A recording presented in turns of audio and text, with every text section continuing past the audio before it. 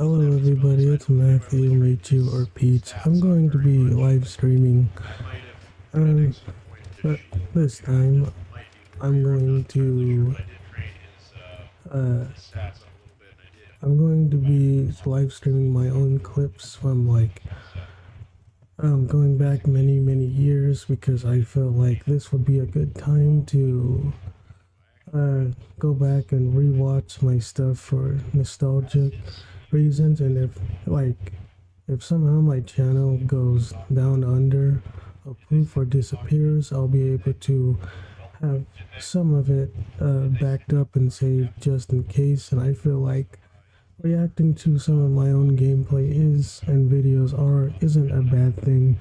And I'm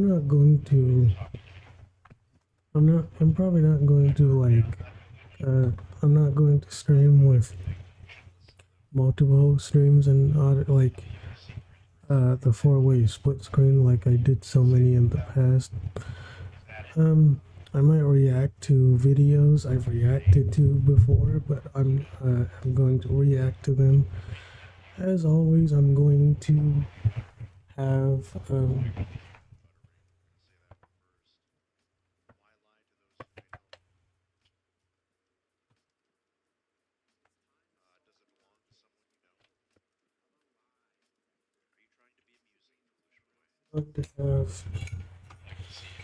multiple audio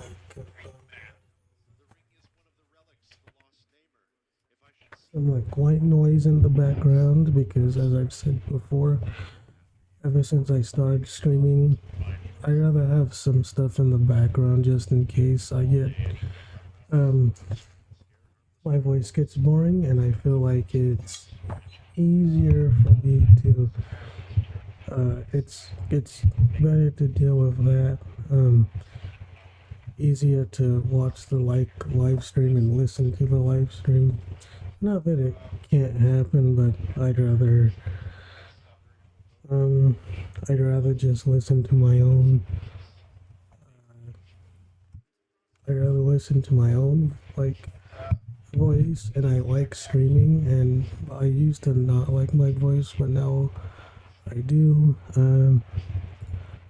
Most of the time, I will be going with the clips in order, except for Resident Evil full playthrough part 1 and Resident Evil playthrough part 2. The reason why I'm starting with Resident Evil 4 is because I feel like it's better that I start with it because I love the game so much.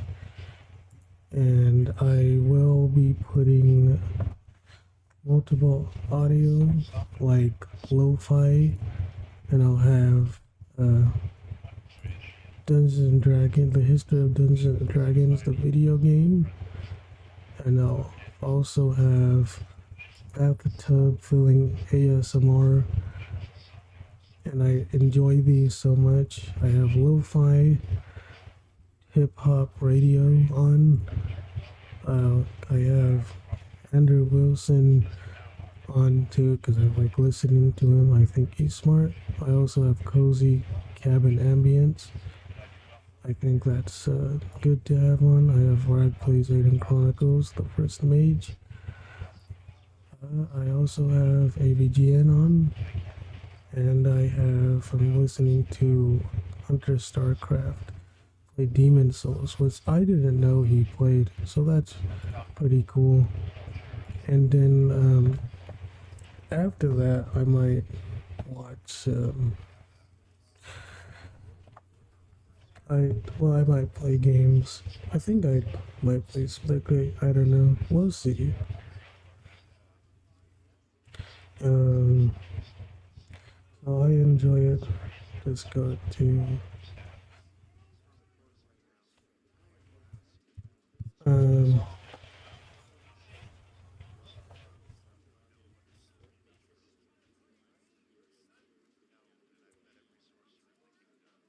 okay.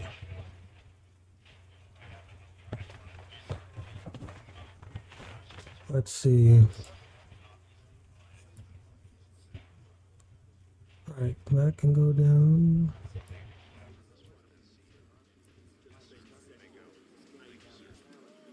And I'll put the audio up a little.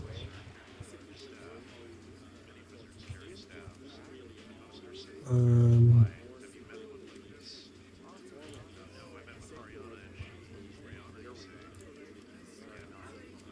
okay, that's playing.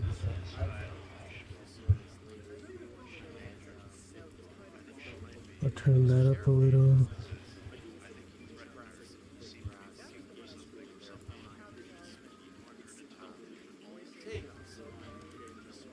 I'll turn up the cozy ambience a little.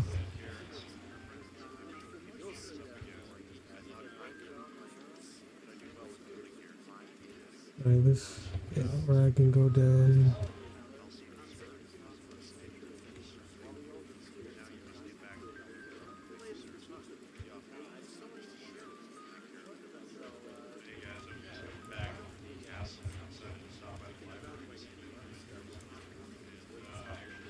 Okay.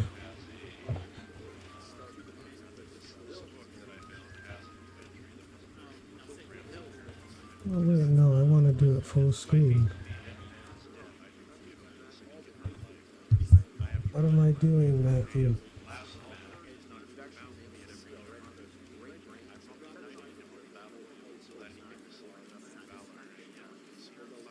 Um,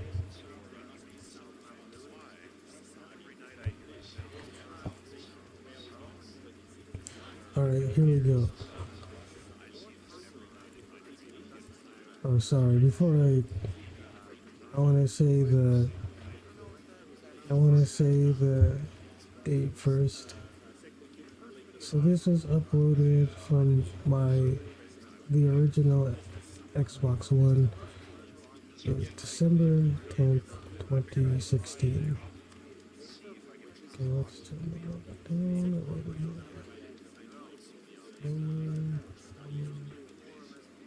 Yeah, that's good. Let's start. Well, it just starts with me jumping down. Hey.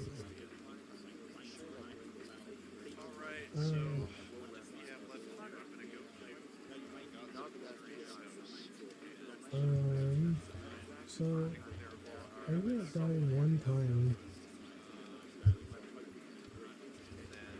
and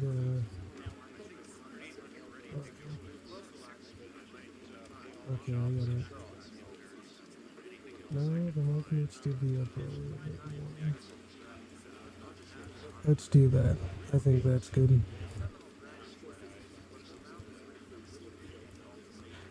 Okay. So as I was saying before, I originally uploaded on the original Xbox One. I used the DVR feature, which I don't think they have anymore, unfortunately. I used the editor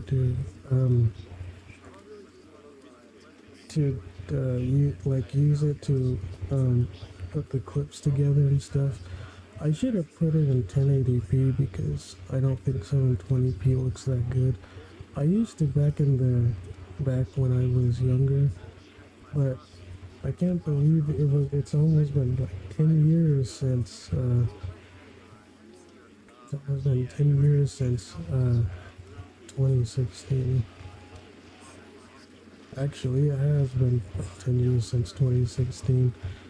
That's kind of crazy, but I get told I look 19 still. I'm an rebel LDS Mormon emo brown boy who just that is reserved, and I'm a soft-spoken person. And I used to not like my voice. I thought I sounded weird in recordings, but I guess that's normal because your recording voice is how you actually sound, and the reason why you sound different on recording versus not is because, like, when you talk, you're hearing yourself talk through your bones in your body and stuff, but it's not exactly the same thing as just hearing your voice. And I used to like mind it. It's kind of funny because people, I used to say like that. It's because a lot of people used to tell me that they didn't think I was brown and black until I showed myself. I thought it was pretty funny because now they now they now they know that. So um, I don't know how long I'm going to stream, but it's probably going to be for a while. But that's okay. I don't mind it. Um,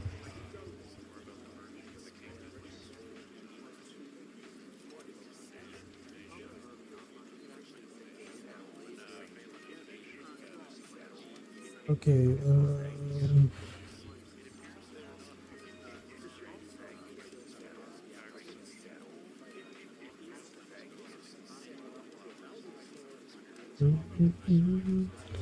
Yeah, but people thought I wasn't. They thought I wasn't brown until I just like showed them because of how I was acting and stuff. If that's fair to say, I think that a lot of brown people could act better and more reserved, which I do think they do. Yeah, um, I think my races could do a better job of being Christ-like. And to be honest, I don't really mind what people believe. I don't I don't care about how like the way that they. I don't mind how others act or the way that they behave. Well, I mean I do, but I guess I'm meant to say that I don't care what people believe or say, or like, or to some extent do because um, it it just I guess I'm just not really bothered by a lot of things that other people are. And I'd rather people just be try to be kind to each other regardless and be mature about disagreement. Like you can disagree and still be respectful. A lot of people they let their personal feelings get in the way of objective truth, and that goes for people who believe a lot of their own stuff. Black people don't believe that black communities don't have problems. They do, a lot of them.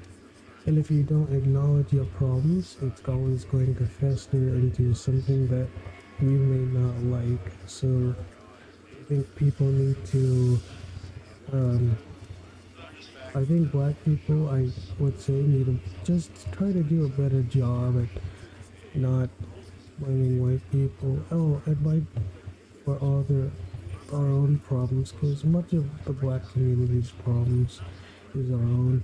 Um, so I'm also going to say that I think that you could say that about a lot of other people too. For example, like a lot of online Nazis.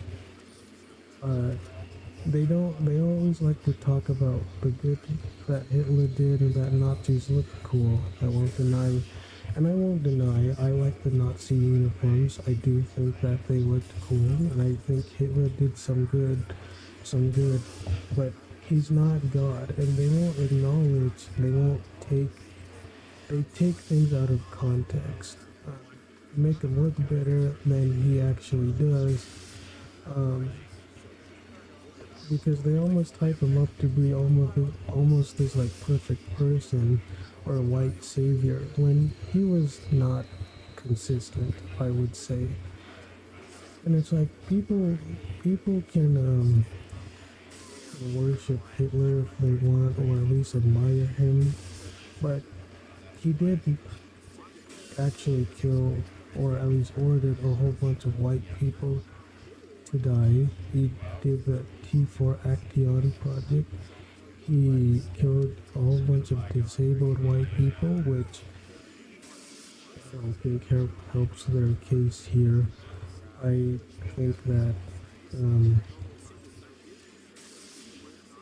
I think that they like to think that Hitler was he was a white first person, and I don't think he was.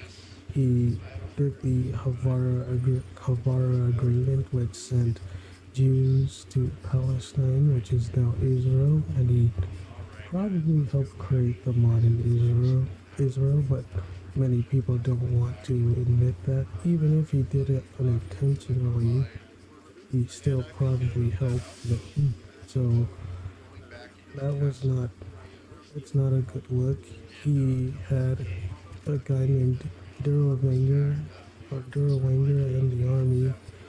And that guy was not a good person either. Durwanger, Durwanger killed innocent children. He took them into a church and burned them while children were inside. And whenever you bring this up, they, for some reason, they tend not to bring it up, and I don't know why they don't do it, but they don't. Um, there's also the fact that a lot of people are just not consistent with their own.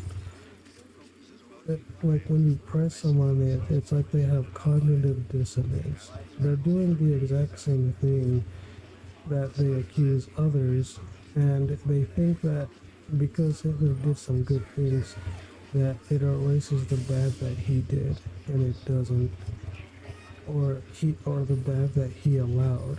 Which, of course, if you don't believe in objective morals anyway, then well, it's kind of hard to say what is truly bad and what is truly good, because then what is good or bad is just based on preference. It's just based on subjective, and it's not really consistent. You had non-white people in the army too. There were plenty of non-white people who were in the army, and they doesn't seem like he was purely for the Aryan race. They also try to say like, well, Hitler was a Christian, and he was. That is true. He grew up Catholic, and so he was Christian. It's just that uh, he wasn't. I don't think he was Christian later in life, and he didn't stay that way. So I think a lot of people, they just seem to forget that a lot of the Nazis in Germany weren't exactly consistent either. They also said, oh, well, Hitler would release the Epstein files, but he allowed a child abuser in his army, and he knew it, and he still allowed it anyway.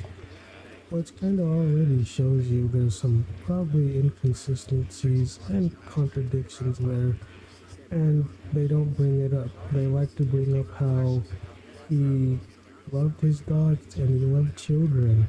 Well, he loved his dog so much he poisoned it. Now you could say that's because he didn't want the Russians to torture the dog, and I guess that's a valid response. The issue is that you can't actually know if that's what they would have done.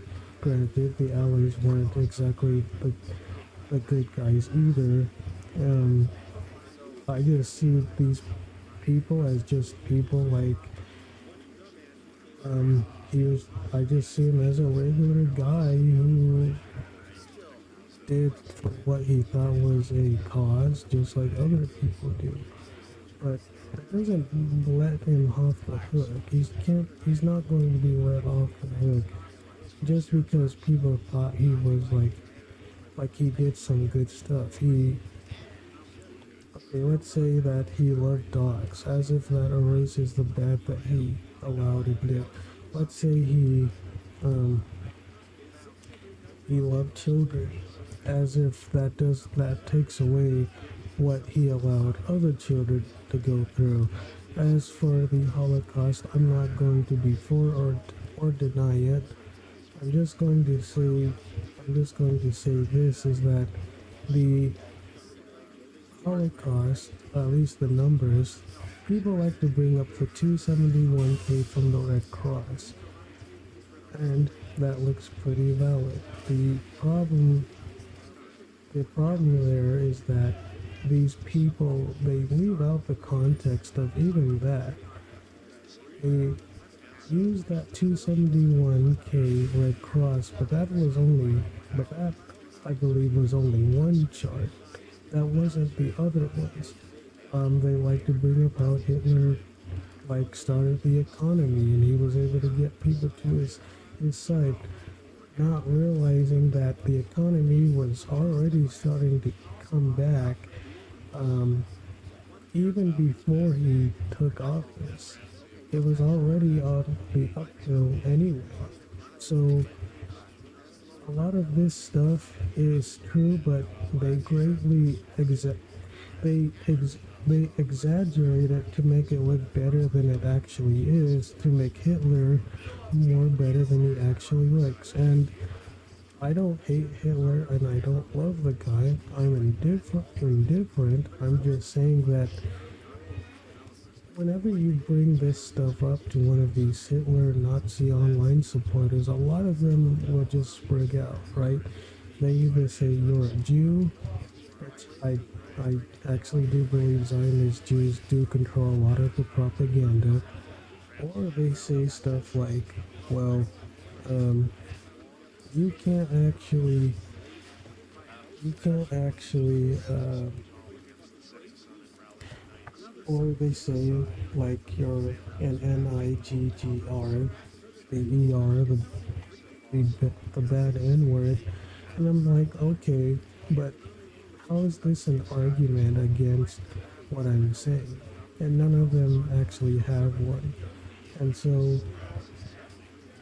and to be honest, I think a lot of online Nazis are just not consistent and they leave out context. That's really the issue you get here. And people can worship whoever and adore whoever, but you can be, you can appreciate Hitler and still admit that he made a lot of mistakes and he wasn't perfect. And a lot of people also say, well, Christianity is a Jewish psyop. Without Christianity, the world would be a better place.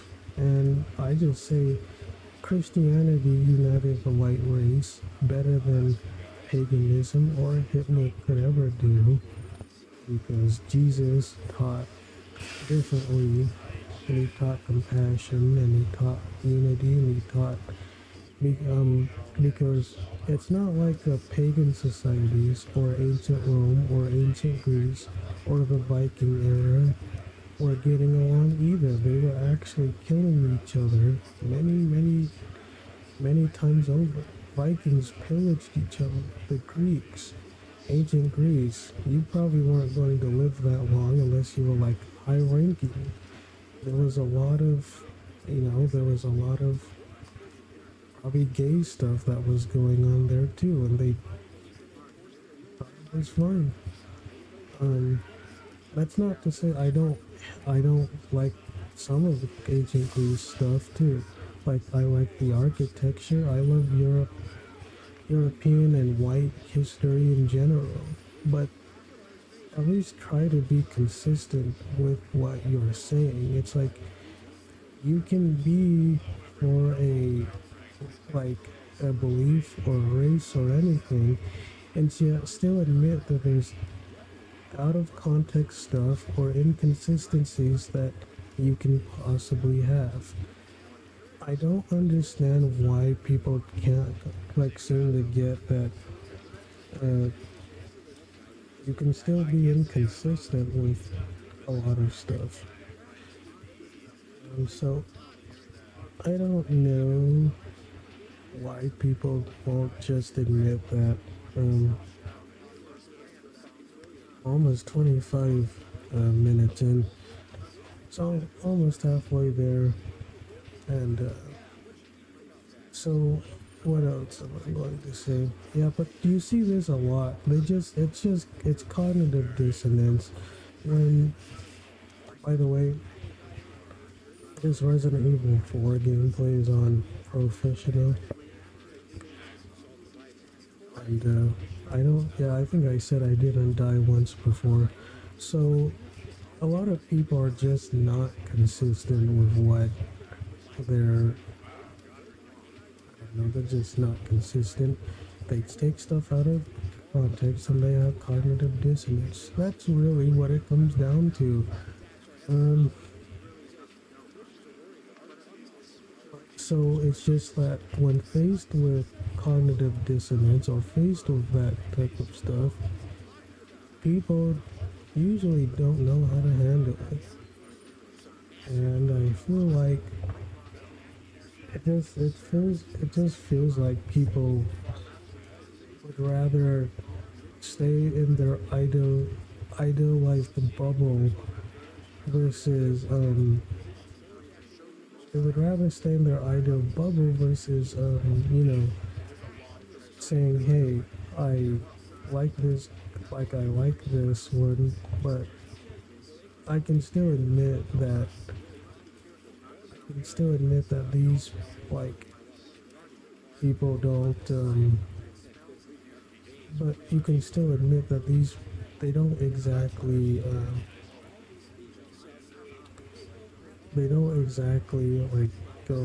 go together and they're not consistent.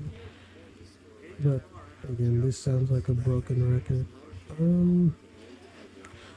Yeah, I just rescued Ashley, and you know what's cool is that she has armor in the. She has armor. If you give Liam the mafia suit, which means she can't be taken, she can't be hurt, and so basically she becomes not a burden anymore. And that's what I didn't like. It's like, come on, I have to babysit her.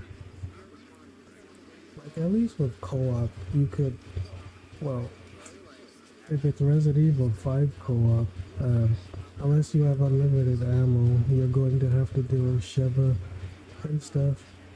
And I just don't want to deal with that.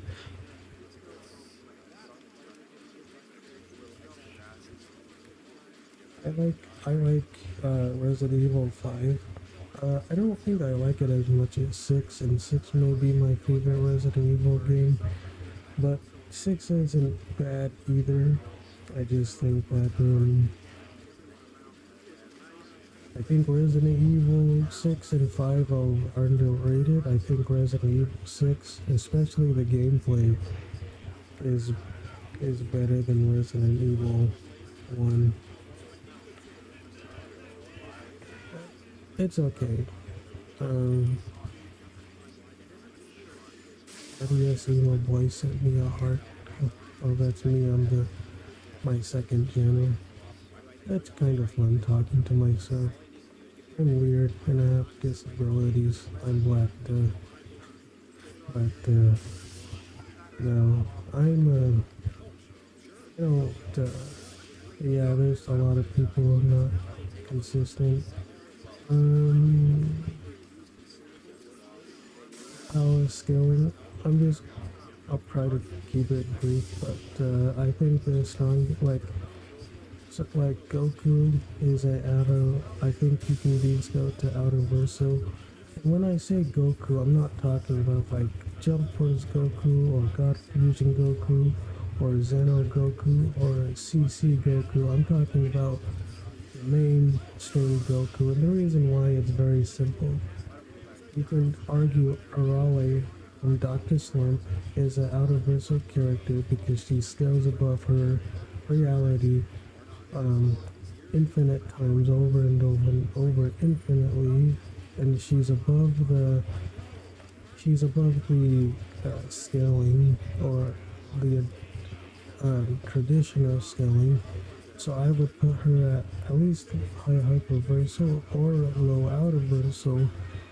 And Goku and early Dragon Ball Super was able to stalemate NA Raleigh and just Super Saiyan Blue.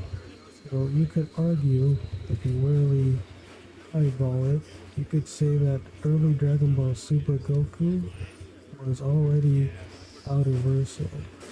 Um, you could argue early um, Super Saiyan God Goku, the one with the red hair, him and Beerus were threatening to destroy the whole macrocosm, and it's not just a universe.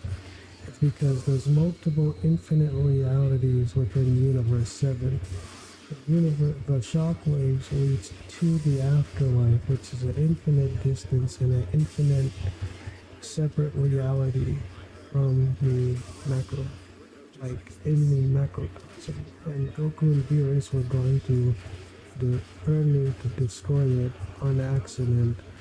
And so this is not them trying to, and this is early Dragon Ball Super, and this is before, I believe it's before the Arale stuff, but then you have the Arale stuff, which Goku, as I said before, if you really push it, you can probably get him to like low outer or outer verso just from that alone if you want, and then Goku with UI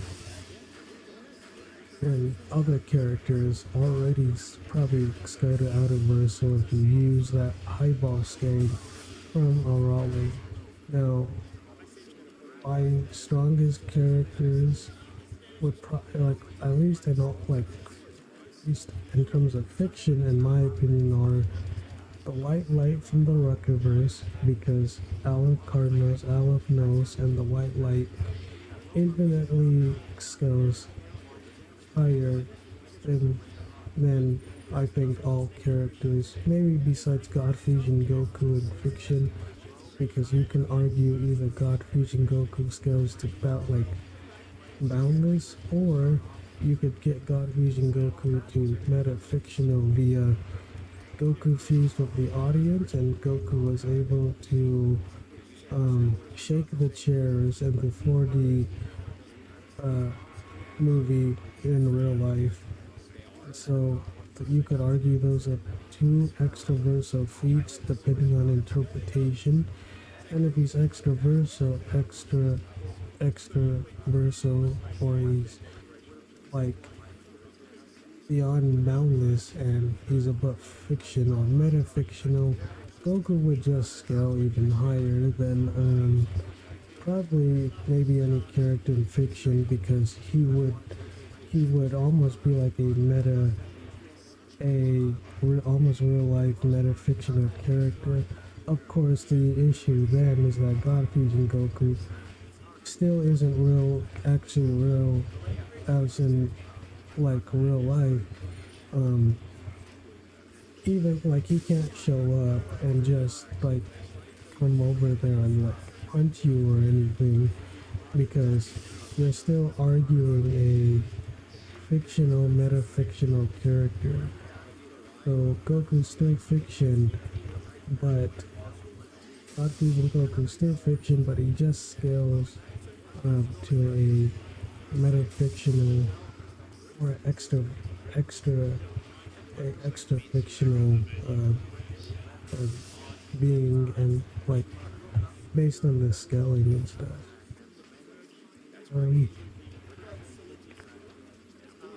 But most people don't take it that far for God Fusion Goku, because a lot of people just say it's like Deadpool, and Deadpool was able to break the fourth wall, which maybe could be argued for metafictional scaling as well, but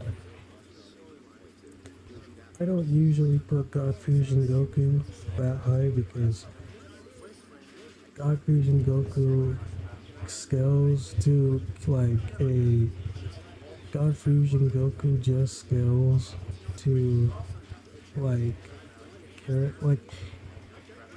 I think he just like he scales to an audience that it's like a fictional, it's like a real life a real life representation, a fictional representation of a real life audience, or a fictional representation of a fictional audience that's based on real life. But you could just play the movie in like an empty 4D theater and then you get the same, I guess, same outcome. So I don't want to say it's the strongest character in fiction. I still think even if you say you use the like metafictional or like extraversal narrative for God Fusion Goku, I still think the white light beats it. And I'll say why. The white light is from an author that is like a mathematician, and the reason why the white light scales so high for so many people, including me, and I think the white light is the strongest, which Jesus is in that novel too. Jesus Christ, who's a real historian, he was a real character, he was a real person. Yeshua, even non-believers say it, even atheists say it, so I'm not just saying it. He was an actual person, historical person. But if you say that like Jesus, if you say that Jesus is, you say that like Jesus is like, or I mean the white light is infinities on top of infinities. Out of no, because not all infinities in that are the same. Like you have, like for example, there's multiple like infinities. Aleph knows, Aleph cardinals, Aleph sets in math, right? So in math, there's a thing called a Aleph null, Aleph cardinal, and the reason why this is significant is because not all infinities are the same. For example, like there's two lines. You have line 1, which has person 1, person 2, person 3, person 4, and it goes up to infinity persons for each, like, right? So that line would be infinite. Line 1 is infinite. Now let's take line 2. It's the same thing, but instead of 1, 2, 3, 4, 5, etc., it would go 1, and then there's an infinite gap between them. Person 2, infinite gap. Person 3, infinite gap. And so line 2 is a greater infinity than line 1. So the reason why line 1 is more like line 2 is more impressive than line 1 is because even though they are the same, like they are the same line, like line 1 and line 2 are the same, like they're both infinite. Fact of the matter is that line 2 is a greater infinite than line 1, even though they're both infinite, because line 2 has a greater infinity. It's like infinite 4D is greater than infinite 3D when it comes to attack power and destructive capability, because you could, and 2D is great, like 3D is greater than 2D, even if there's an infinite number of squares. Like for example, a square is a 2D, a cube is 3D. They're both infinite. Like let's say you try to put infinite 2D squares into a 3D cube. You couldn't do it because because 2D only has 2 axes and the third dimension has 3 axes. And so you can't actually say that infinite 2D is the same as a 3D thing, because no matter how many infinites are for 2D, infinite 2D can't be 3D, no matter how many squares you try to stack on top of it. There's just there's no way you can, like, there's no way because a 2D square can't have a third axis. It has height and length, but or it has width and length, or width and height, but it doesn't have depth. It doesn't have volume. And it's the same thing with a 4D being, like a 4D being in a 3D, in a three, like a 4D, like a 3D thing can't probably, um, it can't probably like coagulate or properly comprehend a 4D being, which is why, like, even if you have a tesseract, and they're all like a 4D cube is a tesseract. The issue that we have is that if we're 3D beings that can't comprehend the 4D being, then all we have to go off is that we can use like sketches and stuff. We can use sketches and 3D imaging to probably try to see what a 4D things would look like. But then you have the problem is that looking at a tesseract in a 3D space doesn't properly do it justice, because you still can't, like, a 4D tesseract, a 4D shape in a 3D, um, in a 3D, in a third dimensional, like, space still doesn't work, because um, you can't actually know what it would look like. Um, and that's because, like I said before, in order to properly see or interpret the 4D object, you would have to be a fourth dimensional being. So a tesseract in the 3D, technically you are looking at a 4D shape, but you're not interpreting the 4D shape correctly because you're in the third dimension. And for example, if a fourth dimensional being ended up, like, if you were a fourth dimensional being looking at a third dimensional, looking at 3D, you would be able to say or see through everything, right?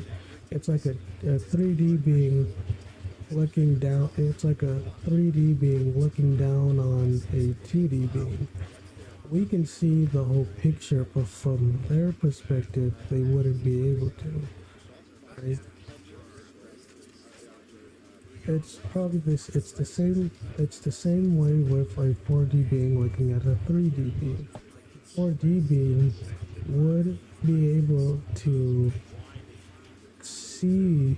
A 4D being would be able to look at everything and look through your body, and they would be able to look through a wall, and they would be able to see everything at once.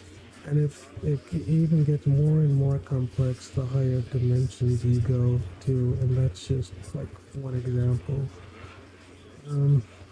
I think there's a book called Flatland that goes into detail about it, but yeah, it's pretty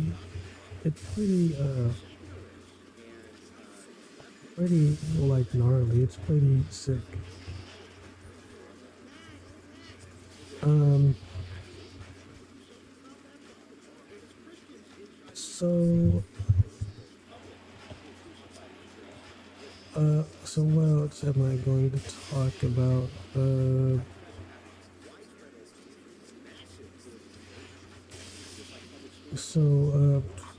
Yeah, but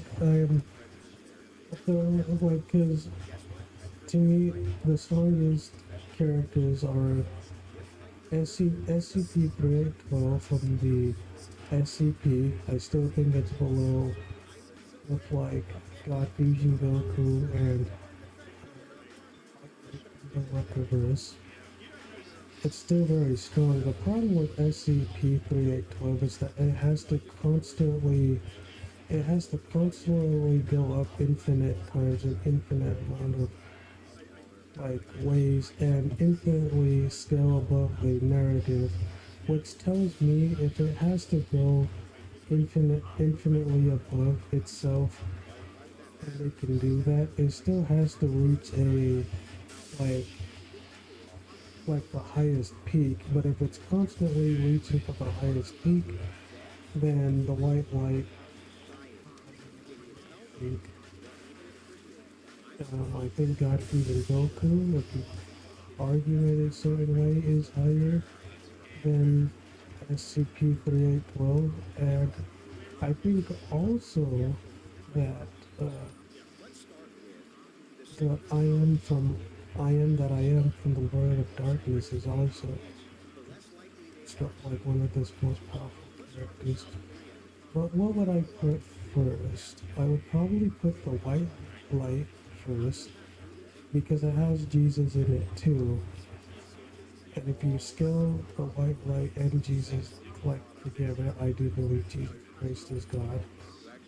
But if you scale the white light and Jesus together, but and then you can just say that like the I think the white light just goes higher. Not for Jesus, but Jesus I think is a perfect representation of a perfect being, and Jesus would probably scale with the white light too. And so I put Jesus up there. I also but that's what I put the white light at number two. I probably put Godfrey and Goku, as I said before, because if you argue it a certain way, you can be a metafictional or extra, like an extra fictional or metafictional, or he can be above the fictional scaling system because he fused with the odd, like real life audience, and he was able to shape the real life chairs at the 4D ride at the 4D space. But as I've said before, that's very like edgy song, and most people probably don't put you should go to that um, because there's probably a lot of defense against him, like how Goku can't actually scale that high. Um, but I think that's okay. It's okay with me if he doesn't want if Goku doesn't scale that high, you know, scale Goku to a better fictional transcendent. You can still scale God Fusion Goku to boundless. The third one I put is it's kind of hard for me because it's either between SCP-3812 or I Am That I Am from World of Darkness, which the reason why I Am That I Am scales that high from World of Darkness is because cosmology is probably one of the biggest, if not the biggest cosmology in fiction. And that's why if you have two boundless characters against each other, usually one of the bigger cosmology wins because even though they're both boundless, um, the one with the bigger cosmology has to be boundless via a bigger cosmology. Therefore, he has more. Therefore, that entity has more going for it than a entity like, I don't know, dare I say, like an entity I think is yeah, I think that World of Darkness has more going for it. Though I do think that World of Darkness and Yakuza Goku might be tied under the Rockaverse, because the Rockaverse is at the end of infinite, untouchable peak. He doesn't have to go up there by SCP-3812.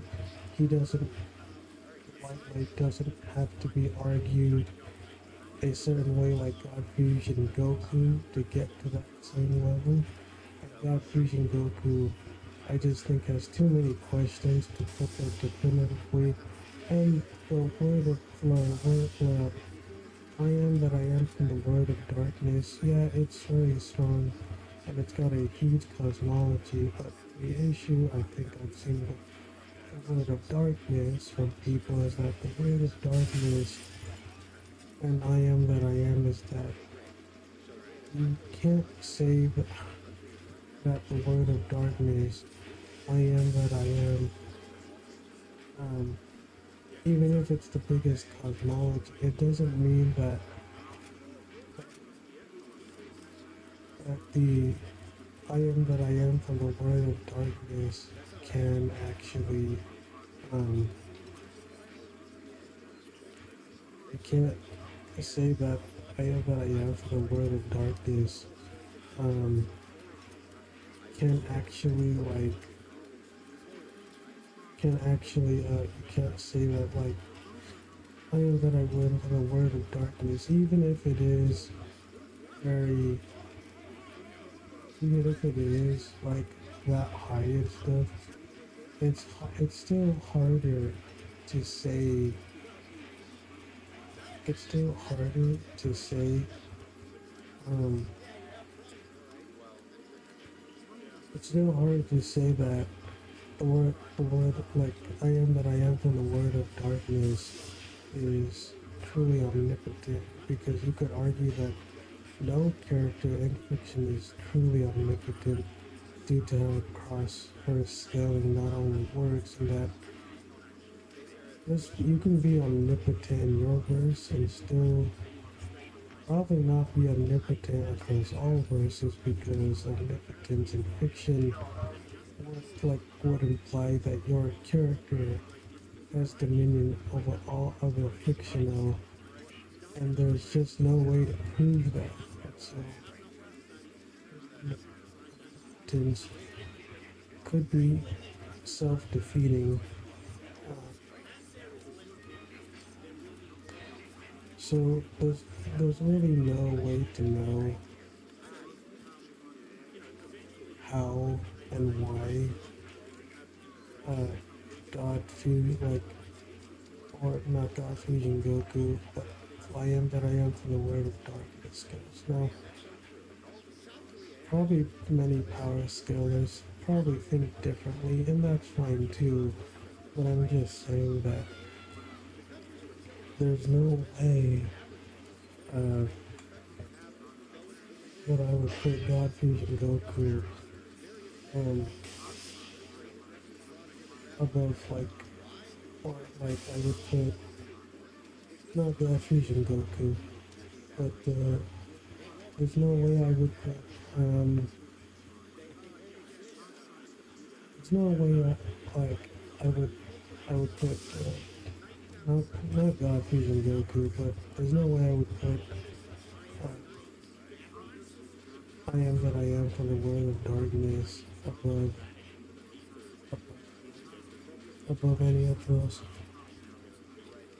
Like, shit, well, I would put the white, I would go the white light one, God Fusion Goku, I am that I am, prop maybe equal at 2, and you can probably just switch them around. Put God Fusion Goku, God Fusion Goku, put God Fusion Goku at 2, or put the white, or put God Fusion Goku at 2, and I am that I am at 3, or put the white, I am that I am at 2, and put God Fusion Goku at 3, and I think SCP-3 at 12 is just lower than all of them, because he has to get to a level where they're already at, and he has to do that. He has to constantly, infinitely scale above himself a numerous amount of times, and I think that really because you don't exist as infinity, you're scaling infinitely above infinity to get to a higher infinity, which to me seems like you are not at that level. You constantly have to ascend to that level. Um, so yeah, that's why I put SCP-3812 at the bottom. Now, I think all of these characters are at least boundless. I think, well, I would argue the only one who has a concrete chance of being the highest is SCP-3812. I don't think, I mean, not SCP-3812, but the White Light. I don't think Godfrey and Goku can warrant a 100% metafictional, transcendent, above fiction like status. I don't think SCP-3812 can do it. I don't think I am, but I am from the Lord. I think the white light is a little bit different because Jesus is there and it's based on a historical, real life Jesus, which is why it's different because Jesus is a real life was a real life person, and I think that gives it more evidence and more credence versus something like um, something like SCP-3812, which is not real. Um, Using Goku, who's not real, even if people would say he is real, he didn't actually become real, like real life in a real way. Or I am, but I am from the world of darkness, which is just based on the biblical I am that I am God of Abraham, which is Jesus Christ, and it was based on that. So, and I guess, people will probably think of Azahoth, but I think Azahoth is overrated in Palestine.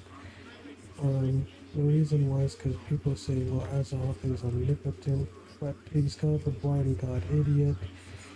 Um, it's really weird for a god to be an omnipotent, omniscient, blind idiot god to be blind. It's like, how can you be blind by anything if you're have all power and all knowledge?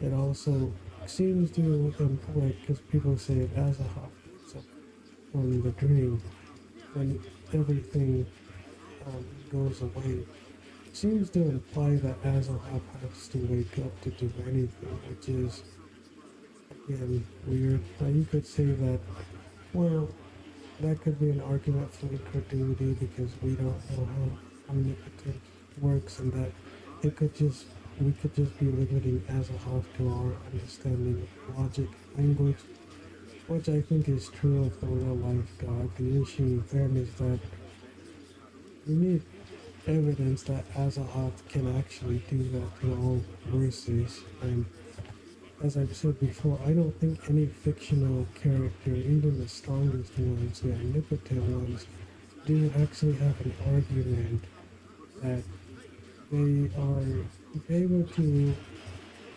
go against all of other like fictions, all the other fictions, because how do you comprehend all fiction is able to how do you comprehend that one character can be about all fiction if you have to deal with publishing rights and all that. Um, I just think it's very strange that people like, say stuff like, "Oh, well, like you can like you can just say that Ozahef, Ozahef, Ozahef, Azahoth, or whatever his name is, can win because he's called omnipotent, but you haven't proven it. You say, oh, the omnipotence is omnipotence, therefore he wins because he wins because he's omnipotent, but I think that's a naming fallacy. It's because a name has that doesn't mean it is that is the case, and as I've said before, as a HUD, uh, you can't actually prove that as a HUD is, can't prove that as a HUD is actually AI. Like, you can't prove that as a HUD can actually affect all the fictional universes, even if he wakes up from the dream or from the sleep and he sees reality as a dream. Because it's like, how do you know that it's not happening against as a HUD too? Um, I, I don't think, and I think sort of clone and webcam parents said it too. Like they said that you can't. There is no actual omnipotence in all fiction because if there can only be one omnipotent, how can there be multiple omnipotents? How does the licensing work? How come if if one omnipotent destroys all of like fiction and reality, how come fictions can still exist even if said like omnipotent God destroyed all of it? They would still exist. Um, I used to argue for the sex verse too, and I don't think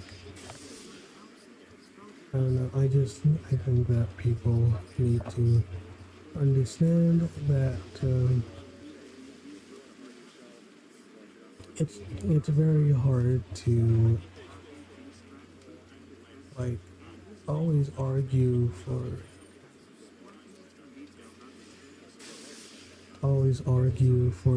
uh, it's hard to argue for like characters that haven't shown, like even if they say they've said it and it's implied, it's kind of hard to argue for characters, especially if they're inconsistent and they haven't shown, like even if they haven't shown limits to something doesn't mean they don't have them. For example, a lot of people will say that Saitama, well, he's a gag character, which I don't believe that. Okay, but let's say that Saitama is actually a gag character. Well, Saitama is not only a gag character, but people said, well, he unsealed his limiter, he broke his limiter. So if he broke his limiter, um, then that means he doesn't have any limits. Therefore, he can be anybody in fiction. The problem with this, of course, is that that is an art that is a fallacy. That argument is a no limits fallacy. It's saying that because I've seen no limits, there's no limits to, because it's saying that because there is no limits to that I've seen, that must mean he has no limits. It's like, how can you say that? Like, just because you haven't seen any limitations doesn't mean a character doesn't have limitations, because you scale by what you know, not by what you think you know. And if a certain character is only shown certain feats, and yeah, feats aren't everything, but if a certain character is only shown feats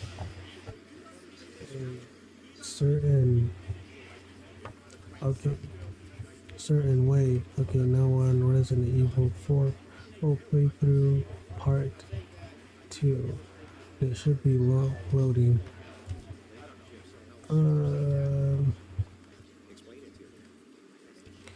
But yeah, just because you say, and I uploaded it on 9 years ago, and this was uploaded on December 10th, 2016, and I will be And I will be probably going to the bathroom soon and getting something to eat because I gotta stretch and stuff. But okay, and then this part 2 is 38 minutes. I'll probably go get something to eat. But as I was saying before, these, like, saying that Saitama beats any character in fiction is just plain bad. And even if you go with the gag character stuff, you can't say that like Saitama is a unbeatable god. Just because he hasn't shown limits doesn't mean he doesn't have any. As in the fight against Garu, there's a chart that says he basically had to get stronger because his current strength wasn't strong enough. He doesn't one punch all of the enemies anyway and defeat them. So even the title One Punch Man, I don't think is very consistent. They just like to say he would win just because they like him or they don't know how to skill properly. And even if you like use highball interpretation to say, well, he removed his limit, well, go the Saiyans from Dragon Ball don't have limits either. Like that's basically established lore. It's like how come Goku doesn't get the same treatment? It's like, yeah, well, like Saitama hasn't even shown any multiversal feats, so I don't think he beats Goku in that department or a lot of any fictional characters. But that's what I have to say. So anyway, I will be back. I'll probably keep the mic on. Oh wait, before I wanna do this. Okay, let's do. I'll put it on the Resident Evil game, and I'll be back.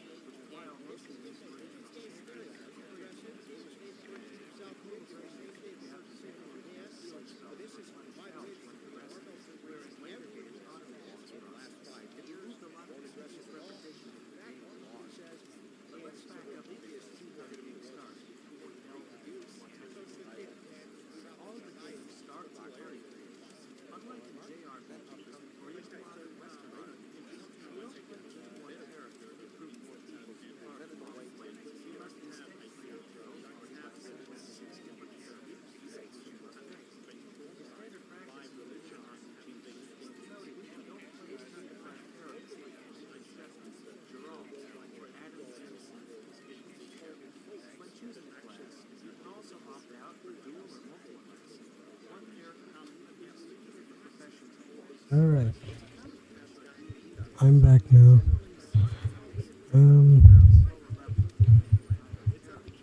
so, yeah.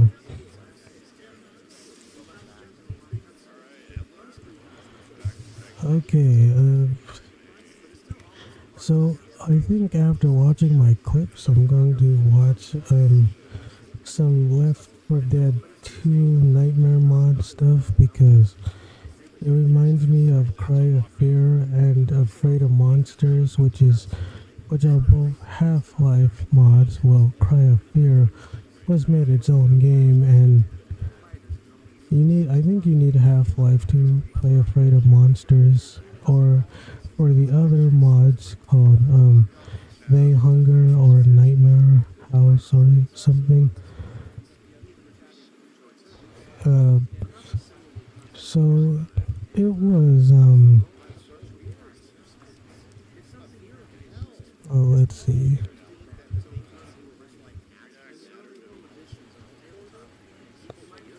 Yeah, there's a Nightmare mod that goes through all the campaigns, and it's like almost 6 hours long, but that's okay. I'm going to show some of it because of how awesome it looks. Maybe I'll do a playthrough of it someday if like, the only reason why I don't, well, I kind of made my own a nightmare, like, made my own mixture nightmare, um, for Left 4 Dead 2. I just didn't make it sound like Cry of Fear, but I made the game. I actually made the AI better, like a lot better too, because I made the and I made it have a lot more enemies and more health and better AI because I did it to balance out that I have overpowered bots on, and most of the time I also have like 7 other companions. I used a 8 player single player mod to allow more players on different maps and stuff, and like even like custom maps you can have usually more than 4 unless the map doesn't allow it. And so that's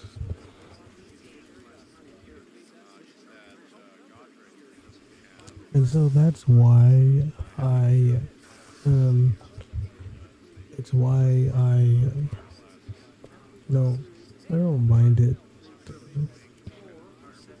too much.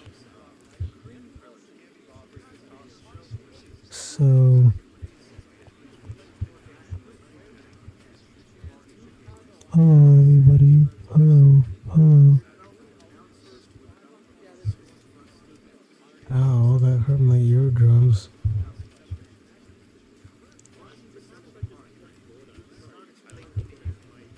Okay,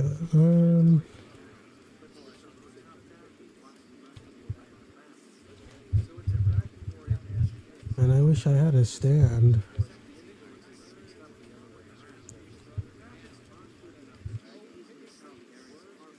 Alright.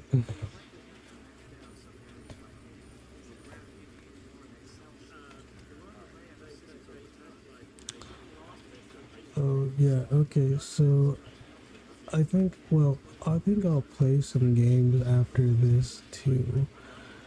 But, after I watch some other clips besides Resident Evil 4. I did play through the whole game. As you can see, I played through the whole game. I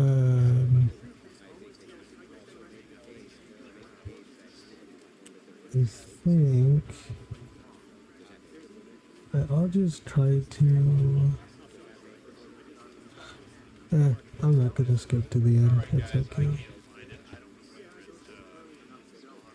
But also something I found out with my mic is that I found out how I could suppress the background noise, so that people don't hear like fans or other people talking in the background. It does use a little bit more CPU power because I'm streaming on OBS at 1080p, 60 FPS, but my internet can handle it. Also, something I have exciting to tell people is that I recently paid off my phone, paid it off like months ago. It's a $180 Motorola stylus 5G 2026 phone, and it has 128 gigabytes of internal storage. It's got a 6.7-inch AMOLED screen. It's got 20 gigabytes of RAM at the very least. Especially if you use RAM Plus, it's very fast. And I'm on Sprint for $25 for unlimited talk, text, and data. I mean, not Sprint, but Boost Mobile.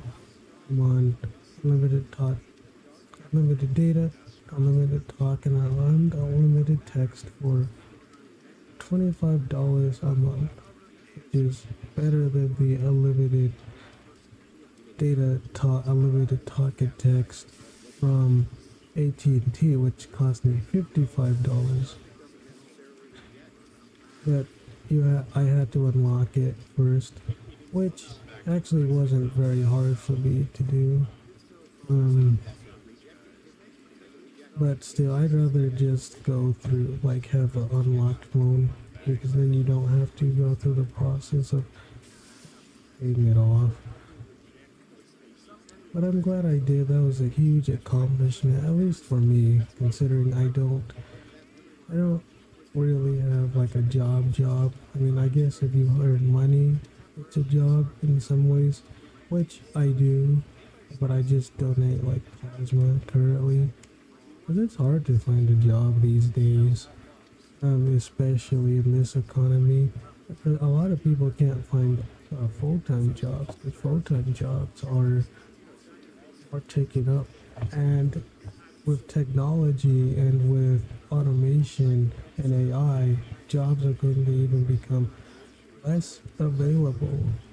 And I think that's going to worry some people, because if you either have to deal with UBI, or the government should at least have free housing, free food, and free water, free stuff to just live, which they kind of already do. There's homeless shelters in the United States and Japan and other places, which I like, but I still think that, I know a lot of people are going to say that, well, you didn't need that back in the day, but the thing is, you could get by with just an 8-hour job and you could raise a family. The problem is the cost of living is very high, and some of that is the way people spend money.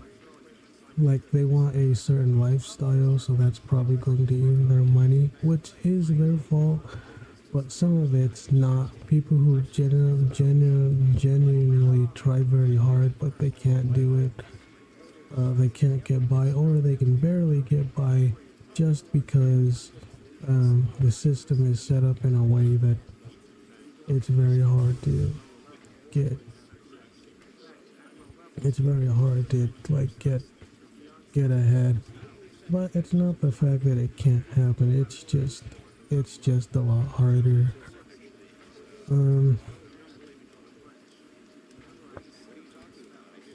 And so I think that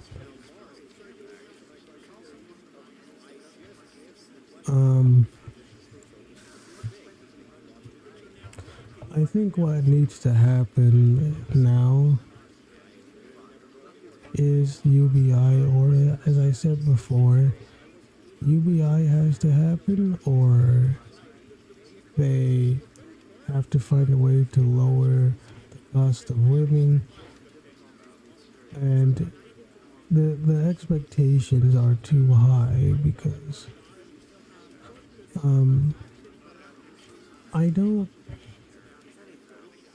see why people like can't understand like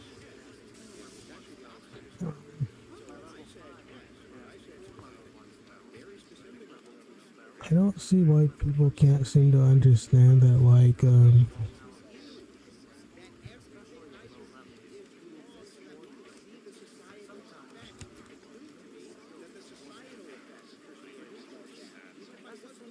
I don't know. I think um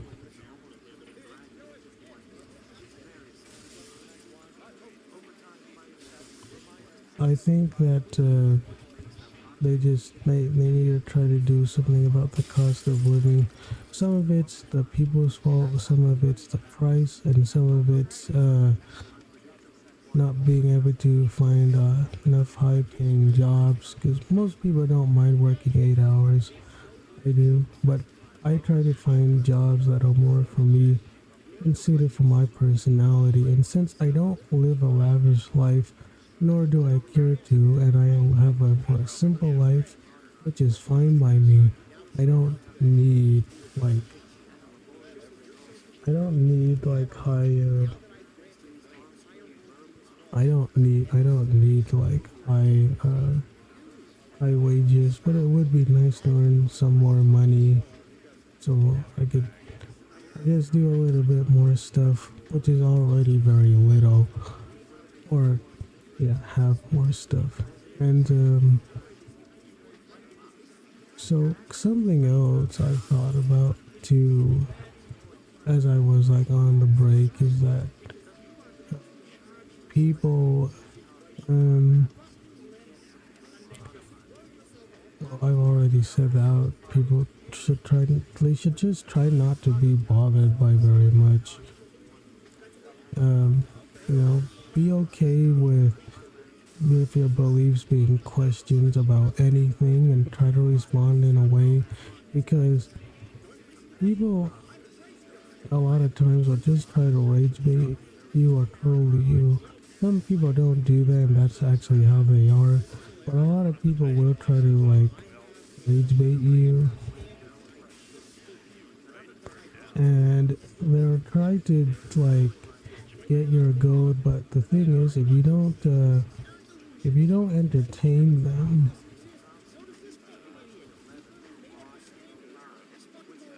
just don't entertain them, and they'll be forced to. They will be forced to say that um they'll be forced to say or just not want to deal with you. Um, if they won't have to deal with you, and they will just think you're boring, which people thought I was boring, and um,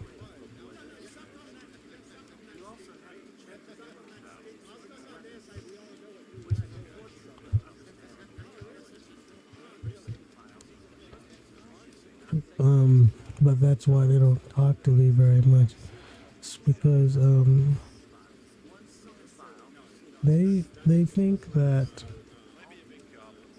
they think that I'm like boring to talk to, which I don't blame them. Actually, I am boring to talk to because I'm a reserved, indifferent, asexual, aromantic, indifferent person, and I just because I don't take things personally or get offended, even at things that maybe with other people, but not me. I can sort of debate my way in a calm, cool way, and a lot of people can't don't know how to deal with it because you don't give them an inch, you don't give them anything, and people don't like that. They don't know how to handle it. Um, so yeah, there's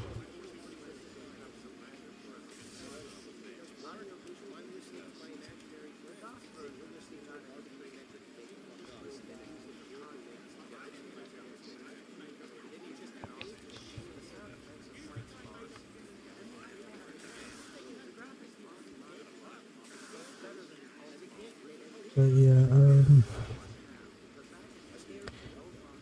another thing too is I like giving out compliments to people, like especially like aesthetics and style. I like if I find an aesthetic that's pretty, I'll compliment it.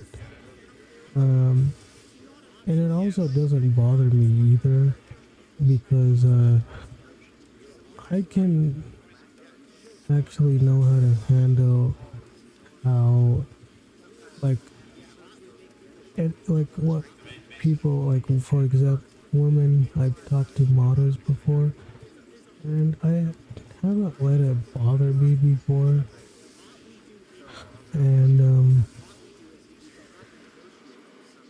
I think that I think it's because I'm so like I'm just unbothered by also by what people wear because I care more about like the substance of what they're talking about. I guess it just doesn't bother me like normal people. However, um, just because I can like an aesthetic doesn't mean I like the ideology. It's the same with liking cool fiction or liking fiction that I appreciate, but I still don't want to do real life. People who blame fiction for real life problems don't realize that there's there's there's always been problems even before fiction existed. Um, People can kill each other for no reason. Is why you need objective morals, and I think you need God because there's nothing that really has true value because everything dies. If you don't have an objective something to ground it in, whether you call that God or that objective reality, which you still go through it through a subjective lens, you can't actually determine what that means. Um, I just think that people, I think that people like they need to. I think like I just think that people need to not be bothered at being challenged and stuff. Heck, in LDS, I get that too. A lot of people say that the Latter-day Saint Church is like racist. I don't think they are. I just think people take verses out of context and they don't have the exegesis of those passages. And you need to read the full take of that of those verses. Other because I'm not a very good LDS or Mormon. I don't preach or I don't go to church and I don't really pay my tithing much, but I do think the theology, I think a lot of it makes sense, even if I don't fully agree with the like if I don't always agree with the popular interpretation of the passages or I don't always agree with what the church does. Granted, I think the church does more good than bad, but like every group, there is a couple of bad apples, but on average, I think the average religious person does more good than bad. But to me, it's about behavior, which is why Jesus says others will get into the kingdom before the Pharisees, because the Pharisees were very self-righteous hypocrites who are not consistent. That's why he says, you Pharisees are basically hypocrites. You hold others to the standards that you don't hold yourself to. They think that they have the authority. It's like what Jesus says, if there was a sheep that was stuck in a pit, wouldn't you go get it out?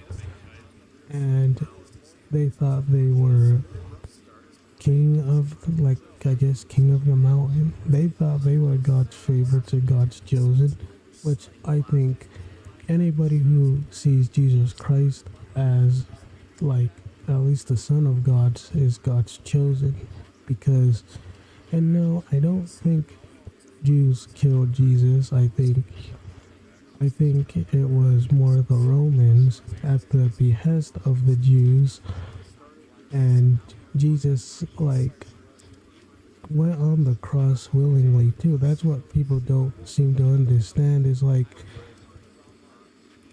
Jews or nobody else can. If Jesus Christ is God, because He's God's Son, and He has the eternal nature of the Father, and if the Father's nature is eternal and He's eternally begotten from the Father, the Son has the same eternal nature and the same abilities because He's eternally the Son. In the beginning was the Word, and the Word was with God, and the Word was God. And the Word became flesh and dwelt among us. In Philippians it says, who is in the form of God did not see, he did not see it bad to be equal of God because He is God. Jesus in Christ in Revelation also says He is the Alpha and the Omega, the beginning and the end, which is a word for God. And so that tells you, He says, before Abraham was, I am, which many Pharisees took it as saying, I am basically God, I am Yahweh. Jesus Christ perfectly represents a perfect being perfectly. In Hebrews, God the Father calls Jesus Christ God, which is very strange because if He was a fully empowered human, why would He be called such a high name? Why would God the Father call Jesus Christ God? I don't think it makes much sense. Also, why would Jesus? Oh, I'm almost done with watching Resident Evil. Why would God call Jesus Christ God if He at least wasn't? Because I don't think He would call just a fully empowered creature.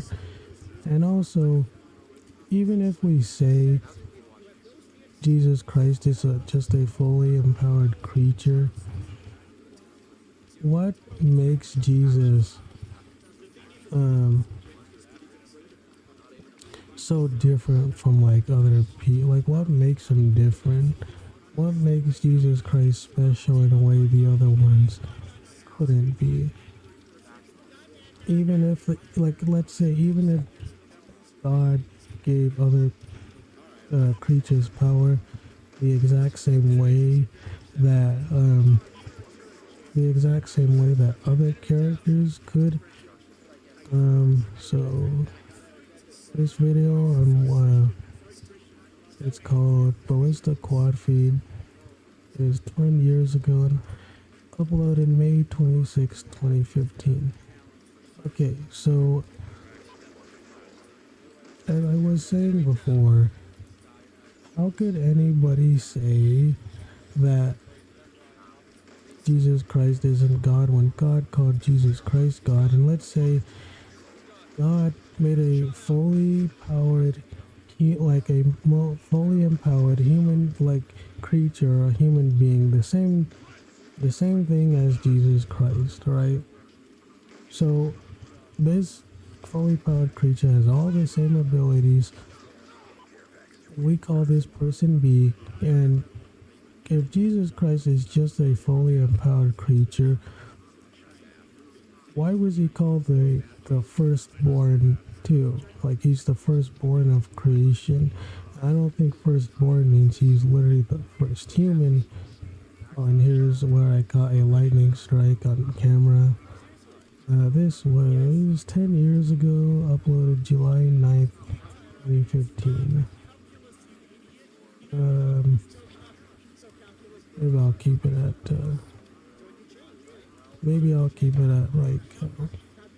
on theater mode. But how can people say that He can't be like God if there's a lot of evidence that Jesus Christ is God. And you can't say that he can't be God just because your interpretation is off. When you look at the rest of the passages and the fact that God calls Jesus Christ God, which I think is a huge deal. Jesus is called the firstborn of creation, meaning he's like the firstborn of creation in terms of creating stuff like first. Um, how can people say, and there's the lightning, how can people say that he can't be the firstborn? It's ridiculous. It's really, really ridiculous. And one of the 6 on-screen hit May 23rd, 2015. And,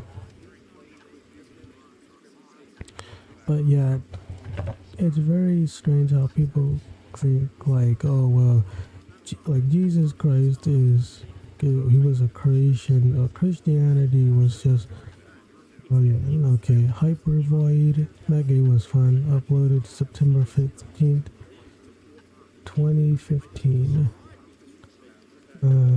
Hypervoid demo, Hypervoid 2. It was a demo, and that was fun.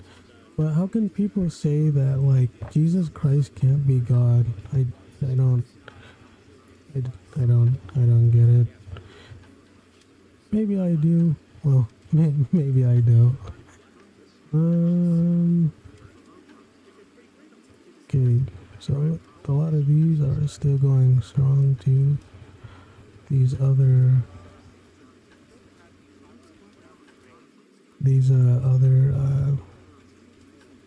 videos.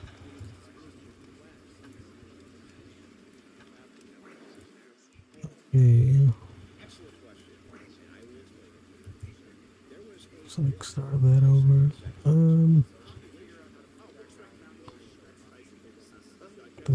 Alright, next one is Child of Light. I'll just skip that. Because there's like, we still have a lot more videos to go, and I want to play some games after. It's triple headshot, hit on Black Ops, hit on February 11th, 2016. And so, yeah, I was kind of stunned when I hit that. It was pretty cool. Wanted a quad feed, but I didn't get it, so that's okay. Unravel 2 years, uploaded 10 years ago. Just skip that.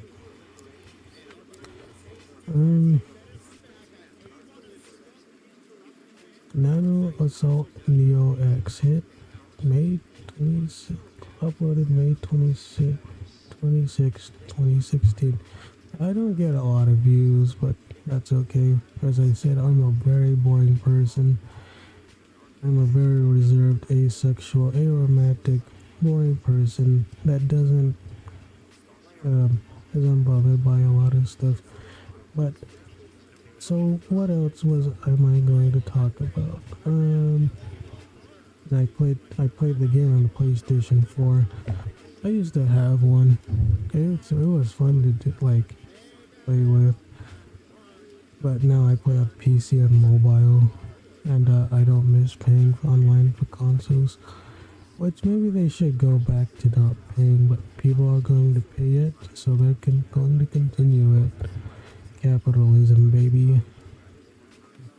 So, Jesus Christ, I think, is God. And the arguments against it, I think, are very bad interpretations. Especially, it's like, how can you know what God can and can't do specifically if you don't have the abilities of God? You don't have all knowledge of God.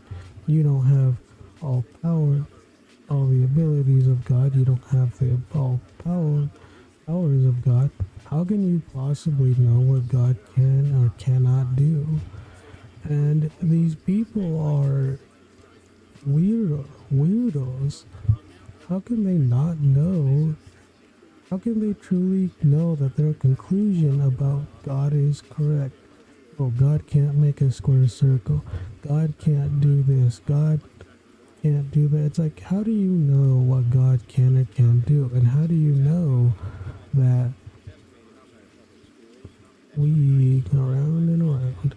How do you know that God can't actually, um, how do you know that God can't make a square circle if you don't have it?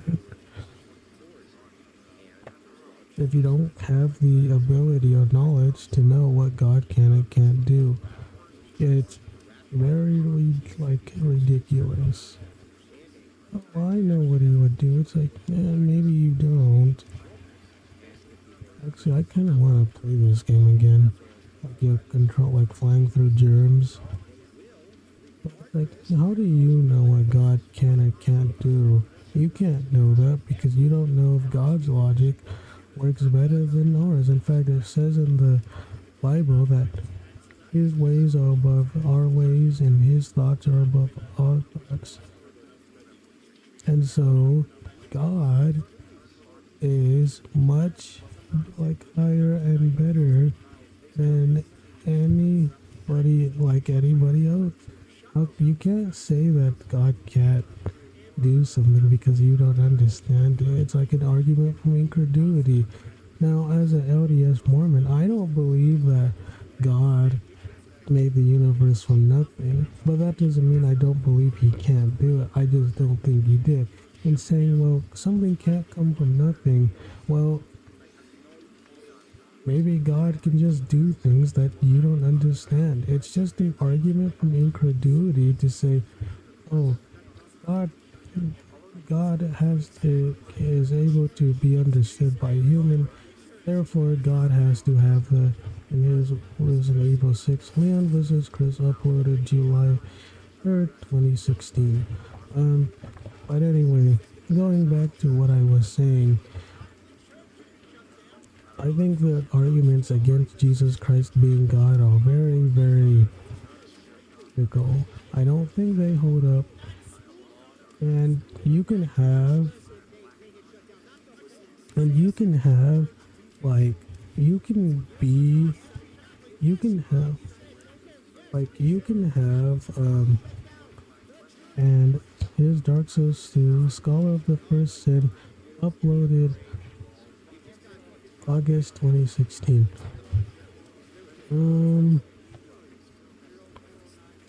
So yeah, we faced the Dragon Riders. It was me and like two other Phantoms, and we just wrecked them. Yeah, they're getting destroyed. That game is fun. I gotta play Elden Ring sometime. Maybe I will.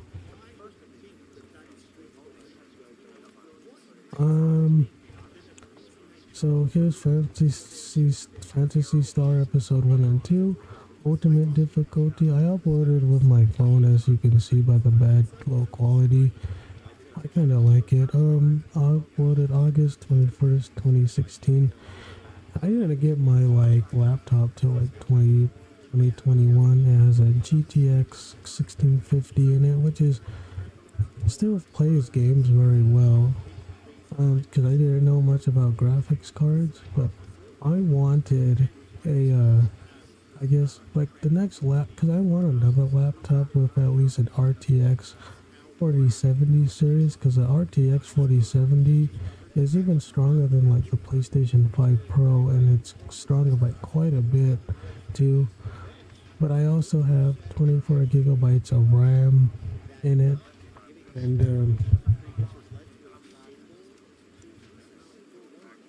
and so that was cool too.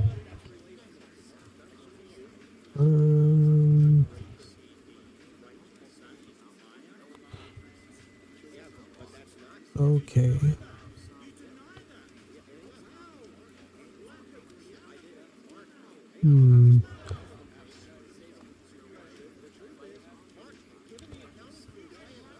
Yeah, the mic sounds better when you're a little bit closer. It doesn't sound like it sounds more AC, but you don't want to get too close. And I was level 71 right there. Again, the Fantasy Star Online is fun, and I might do another playthrough of it. They should like re-release it with cross-platform plan online, considering how much better online has gotten. And here's a Black Ops 3 quad feed, I think, with the Locust, and it was uploaded September 26, 2016. So yeah, I do want to, because I've been doing like emulation a lot too, and yeah, that was kind of crazy. Because Black Ops 3 it's like harder to snipe in due to like the lack of auto aim, and so I was very surprised when I hit that.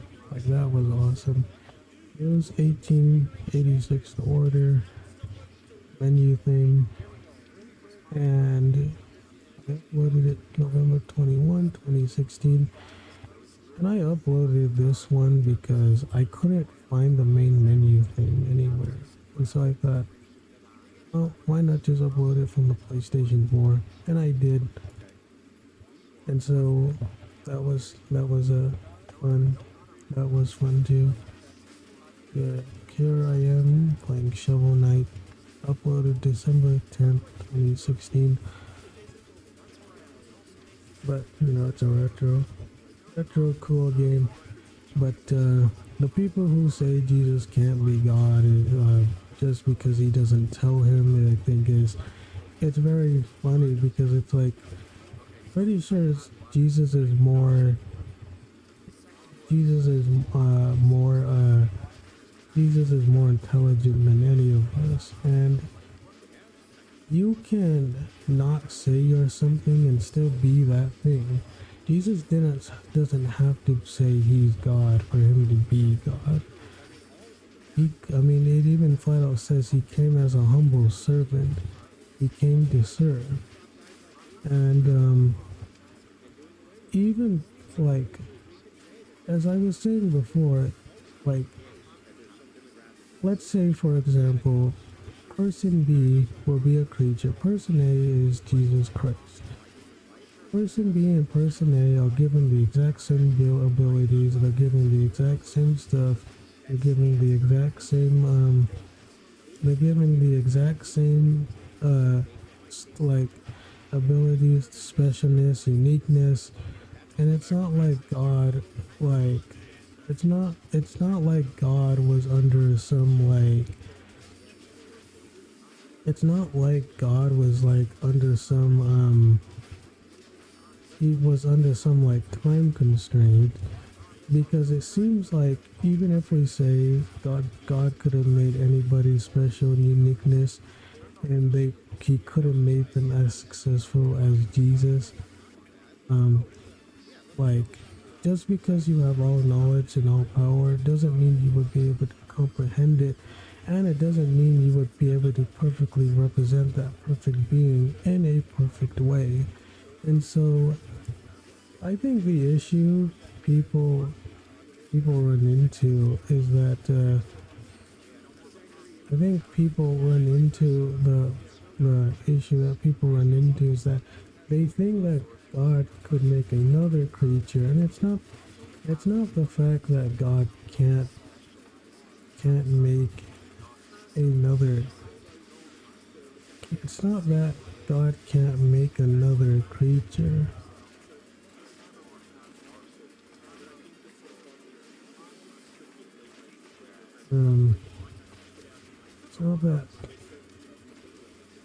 It's not that God can't make another creature.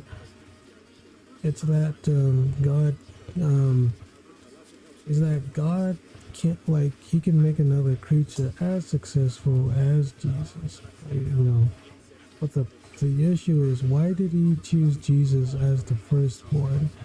Like, let's say Jesus Christ is just a created being who was created special due to God, and that he was special because God created him that way. Well, what makes Jesus the firstborn of all of creation. Let's say Jesus is the firstborn of all creation. If Jesus was the first creation, why was Jesus chosen? Okay, now it's Layers of Fear demo uploaded on December 10th, 2016. Let's say, why did God choose Jesus Christ as the firstborn special in this perfect plan and perfect wisdom?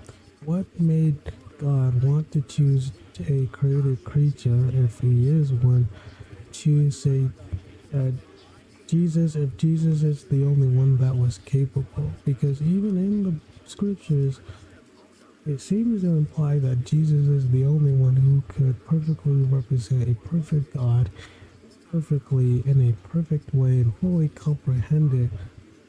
Because Jesus says, if you don't have me, you don't get to the Father. He says, I am the way, the truth, and the life.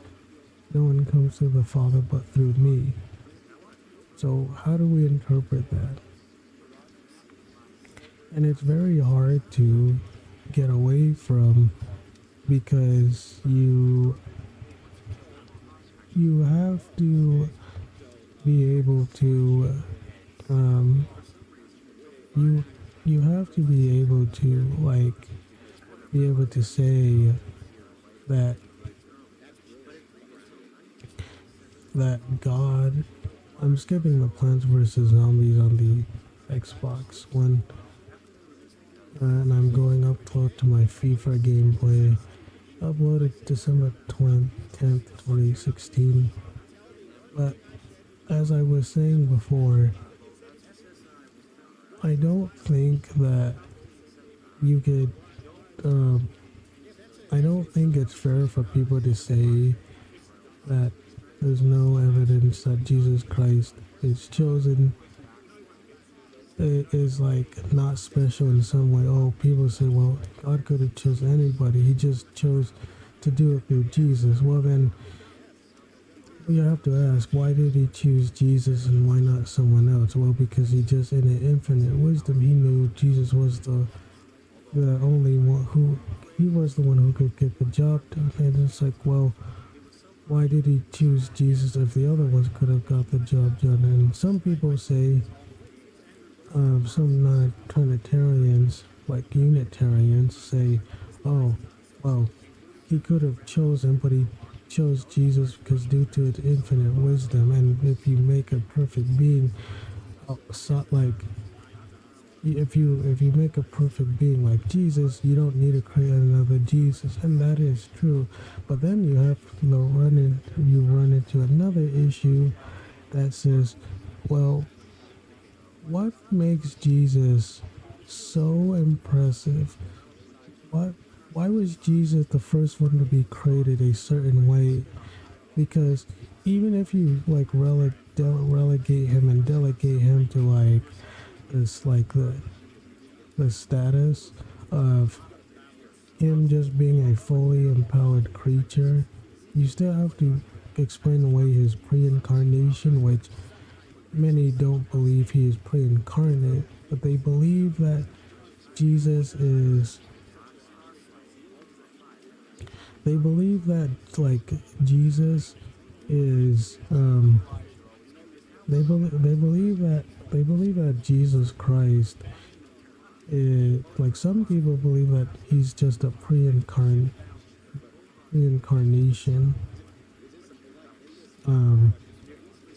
But even if they don't believe he's a pre-incarnation, a lot of them don't believe like he existed before becoming human. But then many will also admit that he was internally in the plan as a concept, like not like a actual breathing entity, like a spirit, like not even a spirit, but he was still eternally central to God's perfect plan.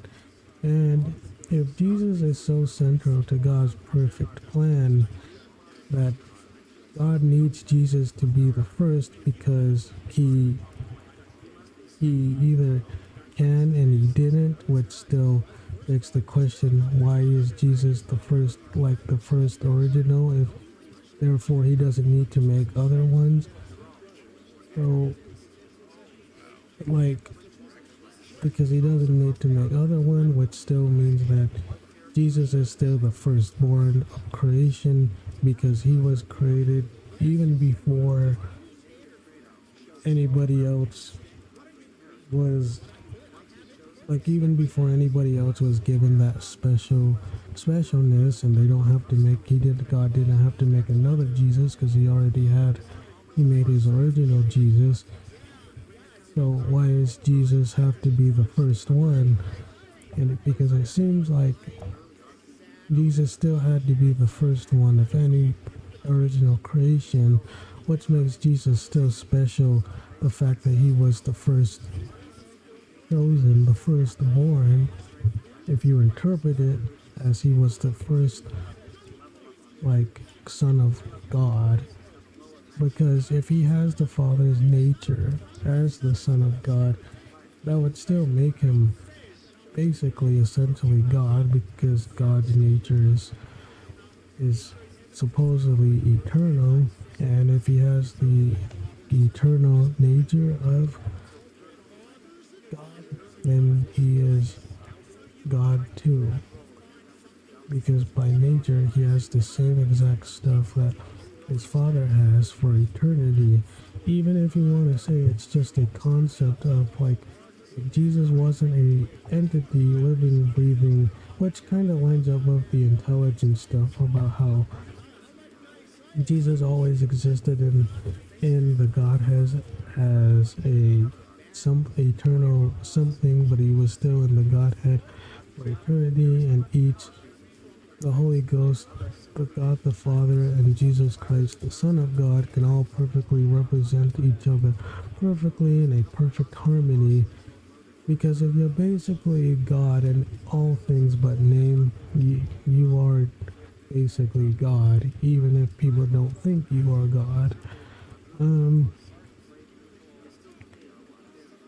So the other thing too that people don't, so that's like kind of how I see it. If Jesus Christ isn't special and he's just a fully empowered messenger or divine messenger of God, then God is essentially unknowable, because you can't get to God without going through a mediator, instead of Jesus being God and then coming down, and that the Word of God became flesh and dwelt among us.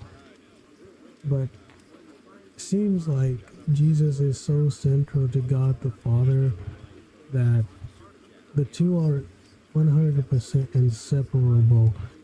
Like, I know people believe in, like, the hypostatic, like, people say the hypostatic union doesn't make sense and that they're like separate entities. Even if you want to say that that's the case, they're not separate entities in terms of, I don't think they're separate entities. I don't think they're separate entities in terms of not being able to, they're not separate entities and, like, not being able to do things that the other ones can. People will bring up, like, Jesus Christ didn't know the day nor the hour, not the Son, but I take it as more like it's not for him to reveal, only the Father. But even if you say that, oh well, Jesus Christ didn't actually know the hour, that would only speak for his humanity, not his, like, pre-incarnation version. But even if you don't believe in the pre-incarnate Jesus, you have to admit, God calling another creature God in Hebrews is a big deal, because God the Father still calls Jesus Christ God. I don't think he calls any other created being God besides Jesus. And that's what's so impressive, is that even if you want to say Jesus is just a regular person who was fully empowered by God the Father, Jesus Christ is still called God by the God that people worship. That's pretty dang special. God the Father doesn't call anybody else God except Jesus, because he is one with the Father. Jesus calls himself one with the Father. If you've seen me, you've seen the Father. If you have, if you like, you know, he says you don't get the Son, you don't get the Father either. Like, I think people just think about his humanity and they diminish his divinity, or they diminish his divinity. They diminish his humanity to like have his divinity higher, and it's like it doesn't work with Jesus because Jesus is a higher level. Alright, well, I'm just gonna skip some of that FIFA stuff. Showing that Jesus is a higher level than just some guy. Assassin's Creed, uploaded December 10th, 2016. And Assassin's Creed Unity is fun. I don't have it on the Xbox, but I do have it on my Steam. I have it on PC. And a lot of people didn't like Assassin's Creed Unity. I didn't mind it. I actually did like it, enjoy it. And I got some of the most powerful weapons, or the most powerful weapon I think in the game. And the multiplayer is really, really fun too. Like the co-op missions, like they were fun to play. And I have it on Steam again.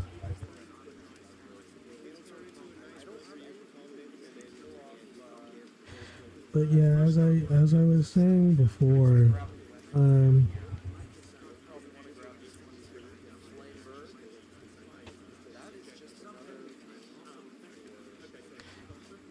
but if Jesus Christ isn't God and he's just a creature that any other creature could have succeeded, either Jesus can't be inherently special and he can't be the firstborn. So if Jesus, because it's like, I think it's one of like basically a couple of options. If Jesus Christ isn't the Son of God, like if Jesus Christ isn't inherently special, meaning he doesn't have something that inherently that God can't give him, and he was always that way. Jesus must be either an inherently special or Jesus. Either Jesus must be inherently special. Hold on, I got it. Oh yeah, for this fight, I got the most powerful swords in the game. I got a lot of the costumes too, and I liked it. I got a lot of the outfits. I really love that game too. I like the outfits. Obviously, I'm a like European buff too.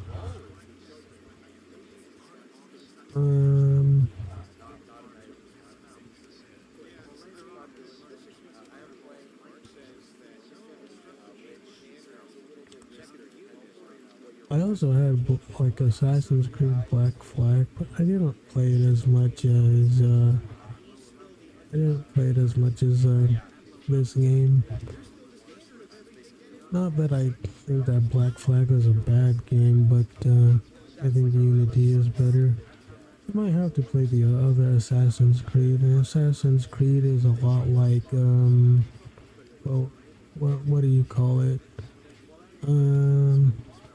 Assassin's Creed is a lot like Prince of Persia. In fact, it's probably the spiritual successor. Prince of Persia was cool too. I like the second and third game as well. But getting back to what I was saying, so either Jesus has something innate that not even God the Father can give, or by virtue of being the first creation of God implies that God probably looked around and said he could, but um, nobody else besides Jesus could perfectly represent him in a perfect way, in a perfect plan, with perfect wisdom, which also tells you that if anybody else could have done what Jesus did and had the same results, don't you think he would have, God could have picked Abraham or Elijah or Moses? Heck, even Jesus Christ says Moses wrote about him in the Old Testament.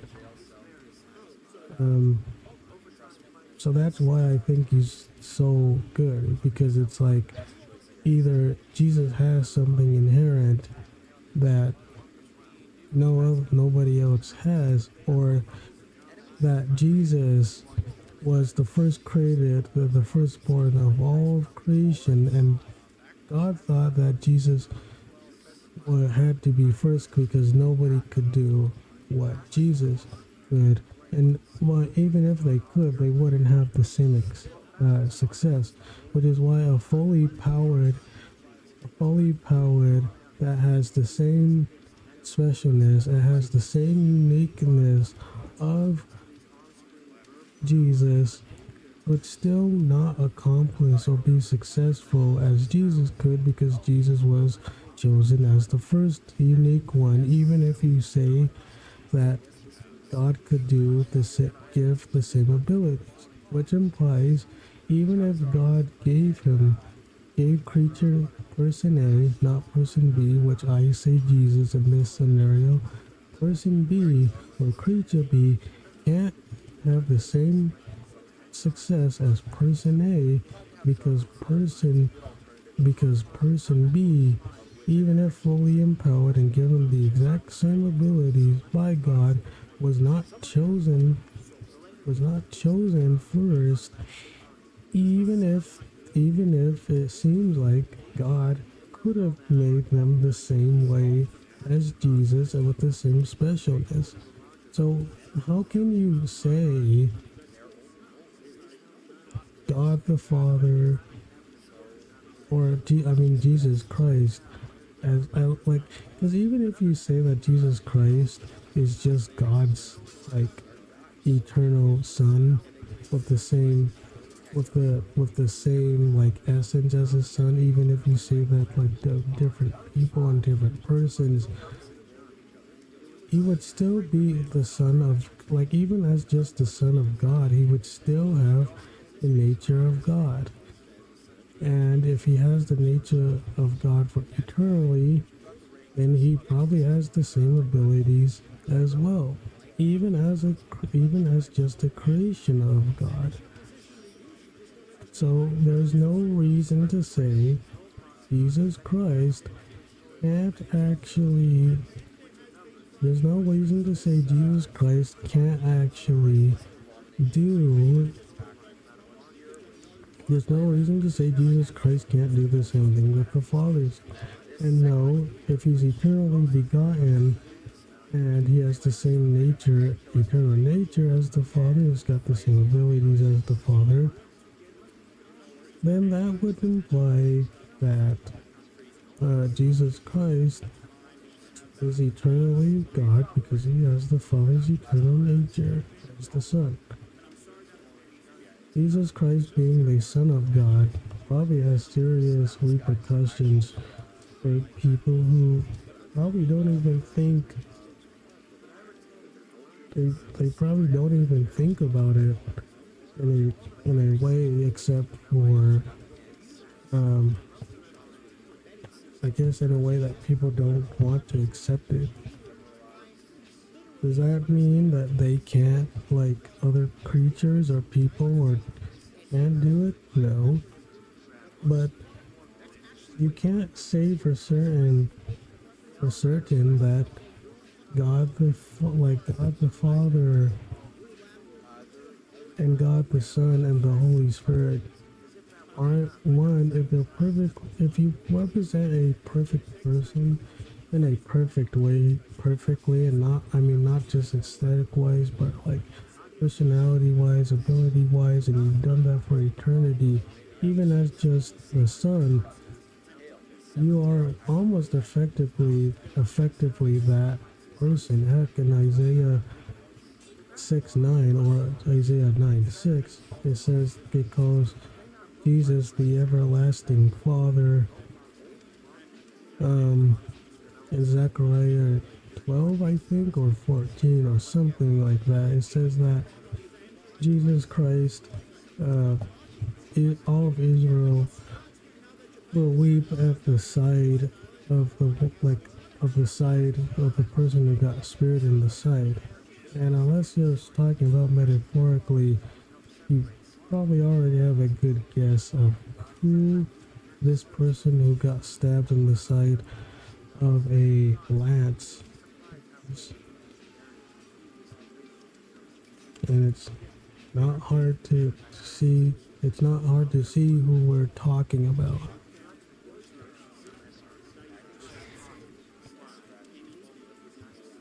It's Jesus who we're talking about.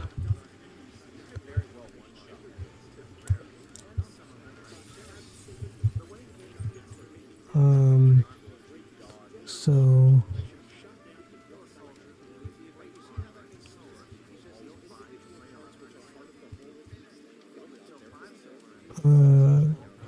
okay.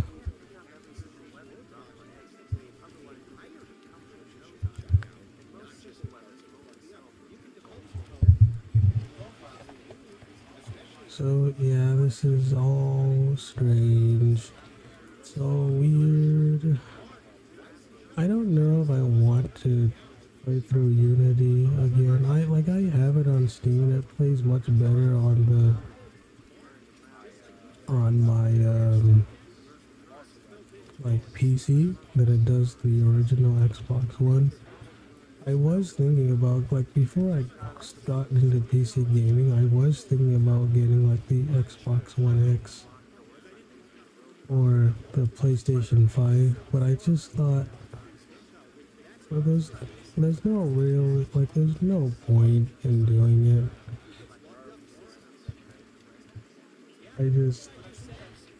I think what has to, I don't know.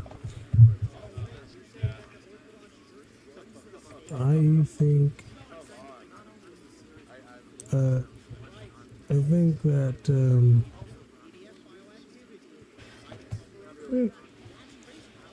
I think what has to happen is that people need to try to explain or justify why maybe they believe what they believe, but justification isn't always set in stone. In fact, I'll probably talk about the transcendental argument tag in a second, which puts people on the back foot and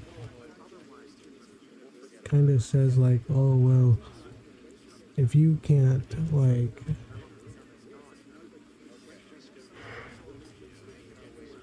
it's like, oh, if you can't, like, justify it, that means and if my word, if you can, and you can't account for justification, and my word, if you can, and my word view is correct because X is necessary, but for Y therefore X, but X hasn't been proven. X is God in this case. People like Jay Dyer and Andrew Wilson and Jim Bob, which I appreciate them, all three of them made me become a better debater. But then the problem is, it can feel like it's begging the question, because you're putting the people on the back foot, and then they say, well, because I think Jay Dyer in his debate with Matt Dillahunty, he said, well, since you can't justify stuff that you use and I can, I'm right. But just because you can justify something and the other ones can't justify it doesn't mean that the source of the justification, Allah God, exists, or even if it exists, you probably wouldn't be able to objectively prove God in a way because you're doing it through a subjective lens. So let's say, for example, God is real and God is, you can prove God, but you can't prove God objectively because you wouldn't even know what that God looks like.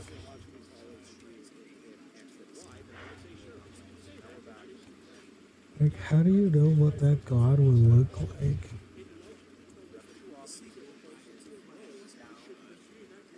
Um, but to say you would know what that God would look like is, it's very odd. And even if we accept that the God of the Bible exists,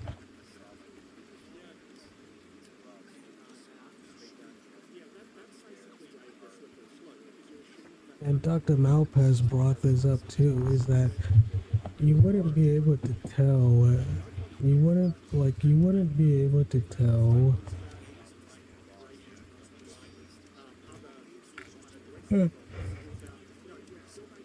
like, you wouldn't be able to tell how,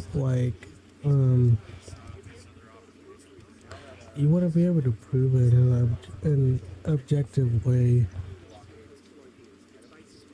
So, you wouldn't, you wouldn't, you just wouldn't be able to prove it. At least not in an objective way. Like, how can you objectively... Hello, hello. Hello, hello. Hello, hello. I can't tell if the microphone is more from the top or from the side. I think it's more from the top. Let me try it. Hello, hello. Hello, hello. Hello, hello. I think it's more better from the top. Wait, I know the word you're using. Hello, hello, hello, hello.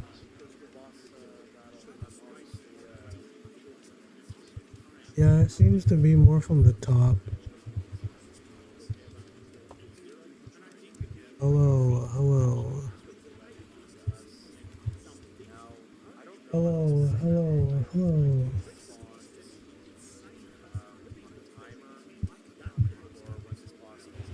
Alright, so now I'm playing the multiplayer for Assassin's Creed Unity. Look how many bars I have. And it's fun. Still have 10 more minutes left. Well, I'm going to watch it. I think some of it is Black Flag too. Yeah, the Unity game is fun. Also, I've been learning how to wait, I'm gonna talk about tag. I was going to talk about how I learned how to encrypt my hard drive and encrypt my SD card, but I'll do that later. Yeah, so going back to the tag stuff, I think Dr. Alex Malpass said something along the lines of, okay, let's grant that your God is true, God is real, and objectively exists. You would still be looking through it through a subjective lens, and you wouldn't be able to prove it objectively. And saying that just because you can justify why you use something doesn't mean just because you can justify the source doesn't mean you've proven it by the lack of other people not being able to give one. And I think that's a big issue. Every argument and like every argument is bad, like, well, not bad but limited, because there's a whole bunch of stuff that you can say that um there's a whole bunch of stuff that you can say that other people like uh have. I shot a crowd so I could disperse it.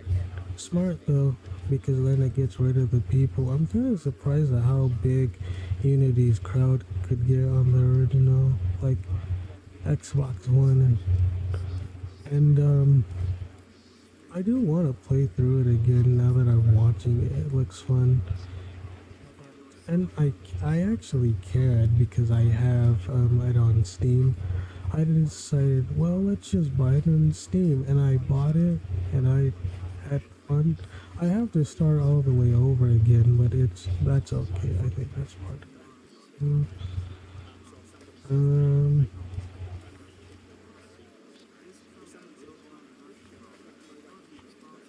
but maybe there is like a because some people say the combat and gameplay isn't very good, but I found it serviceable. I think the swordplay is a little bit sloppy, but I found it serviceable. Um, so um, what else am I saying?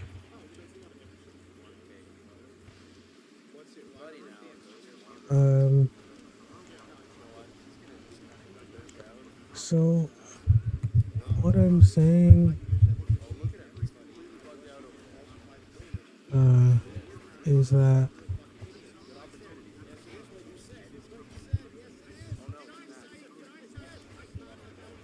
hmm, I still can't tell what direction this what what direction this mic comes from. Okay, yeah, Google, I know that my cloud storage space is drying up. You don't have to like keep reminding me. Yeah, I use Google Cloud Storage as well, but like they don't like just like be quiet about it. And yeah, I haven't turned off the notification thing, but still, it's like they remind me like every other day. It's like I will get to it. I'll buy more storage because of how fast and seamless and simple it is. Cause one thing, even if you don't like Google, you can't deny that Google works. A lot of Google projects work quick and fast. And so you can't deny it. Okay, now we're playing Black Flag, multiplayer.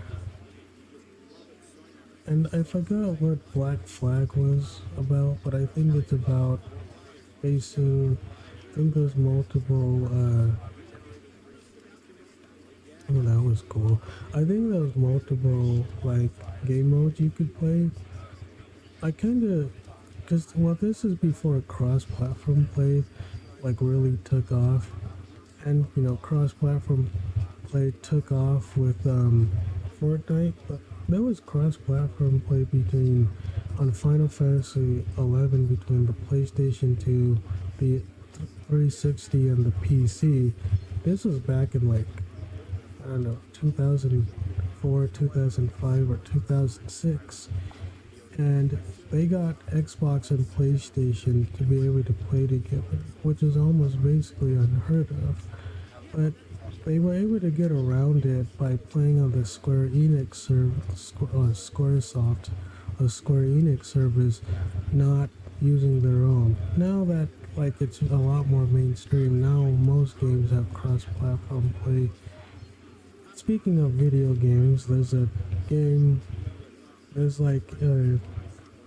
there's something you can download called Nucleus Co-op, and what it allows to do is that you can play split screen on one PC with games that don't even support it. For example, Dark Souls 1 or Elden Ring, especially with the seamless co-op mod, you can have four people or maybe even more on the same screen playing together throughout the whole game with Nucleus co-op. And that is so awesome. That's another reason why PC I think wins, because you can just do a lot more um, on PC. Granted, yes, you have to set up some stuff and it doesn't things don't immediately work outside of the gate and you have to be a little bit more tech savvy, but I find that fun to do. Um, because PC you just have a lot more options than you don't. Um okay, so I like the executions in Black Flag and multiplayer. So I'm just going to fast I'm just going to go up a little bit more. Um let's go to the Breath of Life. Fuma, Breath of Life, Fuma. Then after that is Hustle Kings Part 4, and after that is Rocket League. Okay, so Breath of Life, PNEUMA, Breath of Life, Numa, was uploaded December 10th, 2016. I uploaded a lot of things on December 10th, it seems like.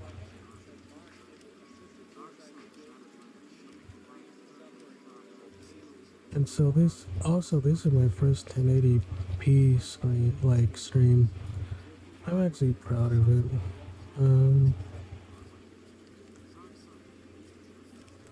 So yeah, I love this game. It's a good game.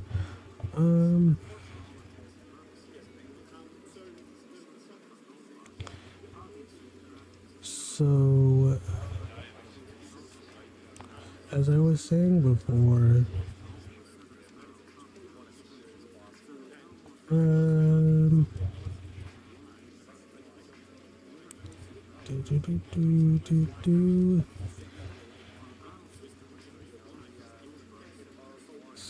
I do full body workouts too. Like I like doing full body workouts at home because you don't have to rely on equipment.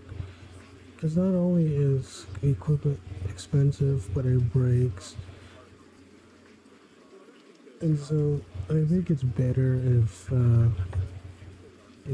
if if people if people this is it's a beautiful game, by the way. If people don't want to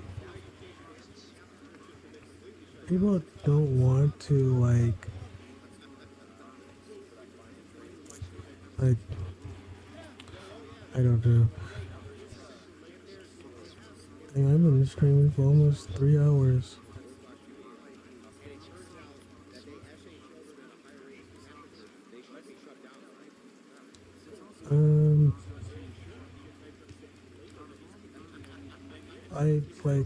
I'm also 33 years old, but I get told I look 19 a lot, and people say black don't crack a lot, which I appreciate it. I think it's a little bit weird, but I don't mind the compliments. In fact, because I'm a loner, I sit alone by myself and I ponder and think, and people will keep coming up to me because I have a mono Kuma hat, and people will say, "Oh, you have a nice hat, Matthew," and it's like, yeah, I know, it's pretty cute, or they'll say hi to me and just come up to me and say hi or want a drink or something, or do I have money, which I'm happy to oblige at times. And I have the money too. And if I don't have like other bills, I don't mind helping some people out. I think it shows I think it shows courtesy and Christ-like stuff, even to help them a little bit. Because you should try to help people because you might be the only light in someone's life, and small acts of kindness can go a long way. You should, but you should also try not to need external validation from others because then be you're always going to be want to be controlled by that stuff, and there's no reason to there's no reason to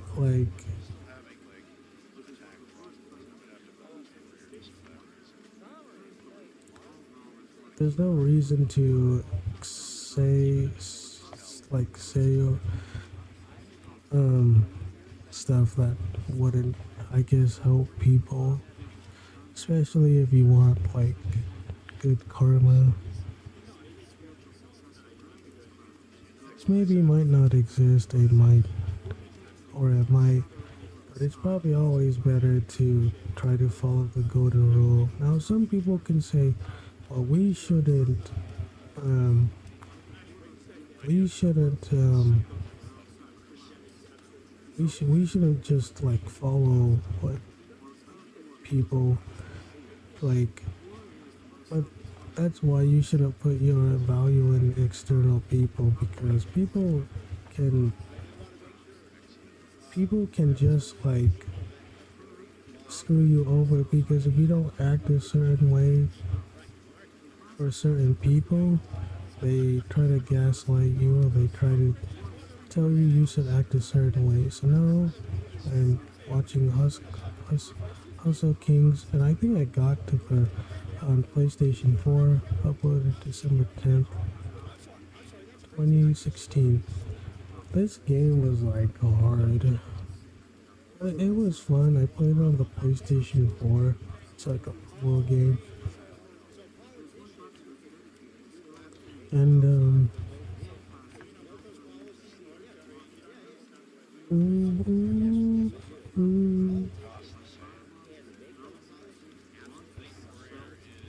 do do do do do do do.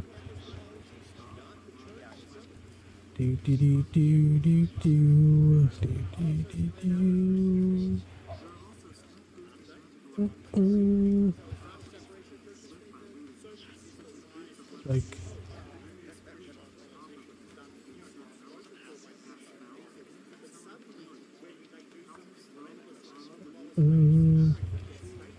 yeah, that Mark Z guy is kinda hard.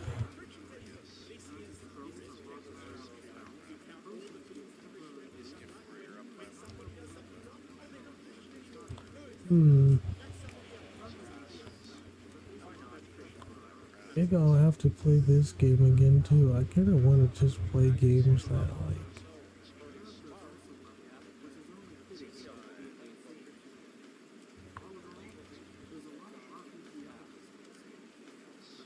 kinda just wanna play games that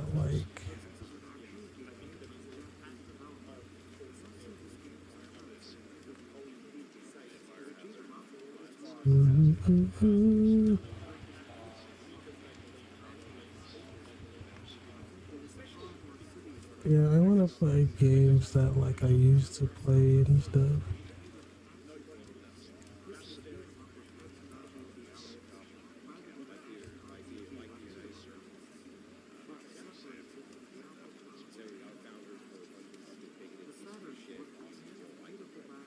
Do do do.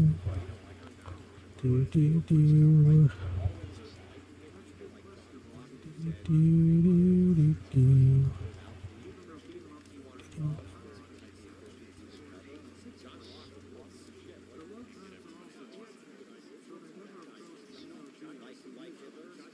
Yes, I missed that one.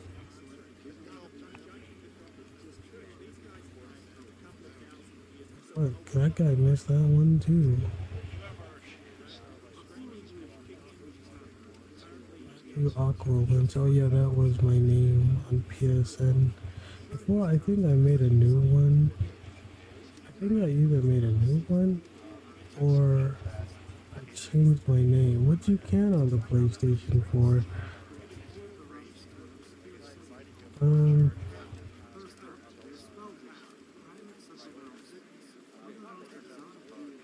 okay. Ooh, I'm getting tired a little.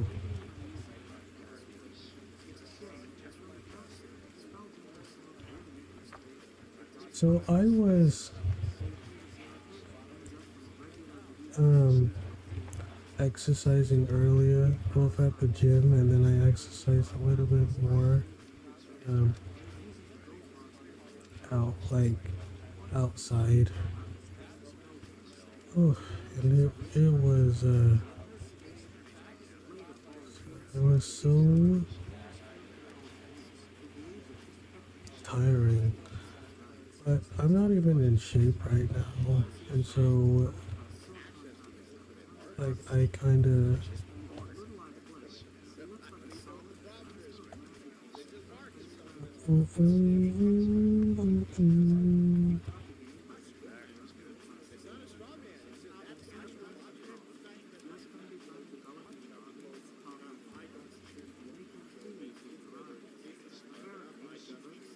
well,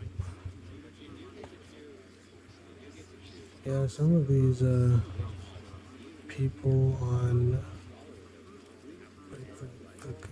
the pool game is tough. Like now, I know hindsight is like 2020, but I realized I probably could have made life easier for myself. Like put my red ball in front of the yellow balls, and not always go for the, not always go for not always go for the ball and stuff.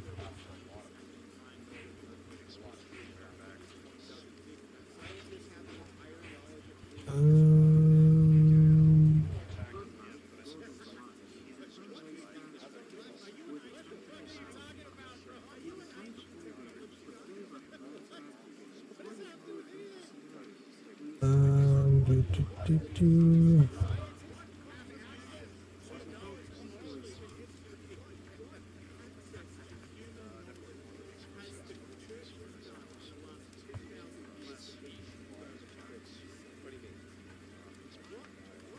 I think yeah, I think I forgot how to win. I think I did beat her eventually. Maybe I didn't. I think I forgot how.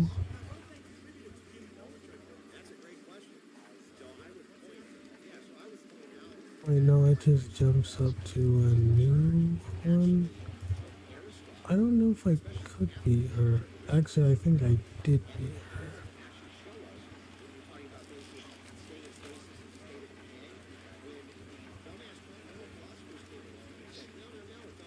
Um,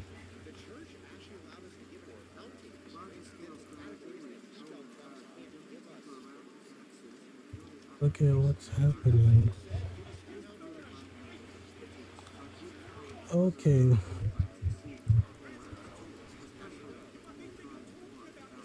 I need to stand for this.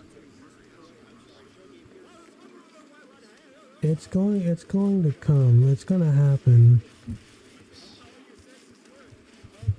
Don't worry, it will.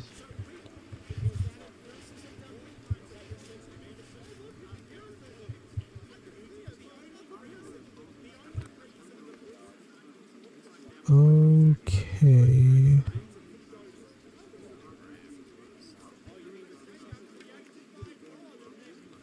Slow motion. Matthew Aqua wins. against Claire B. See, and I got to the very last person.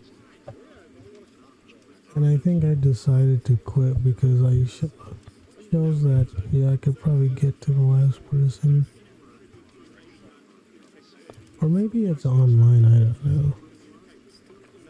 I'm gonna skip this though, because I'm kinda, yeah, I can't play games. So I'm going to skip a lot of, I'll just skip to Sparkle on the PlayStation 4. Because I really like this game a lot. I uploaded it on December 10th, 2016.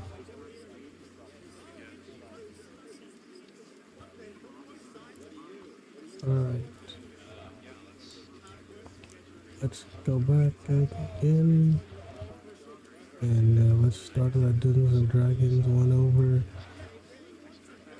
And that debate, the Mark Reed versus Andrew Wilson debate went on for 7 hours. That's ridiculous. And it seems like everything's still going well. Okay. VG, okay.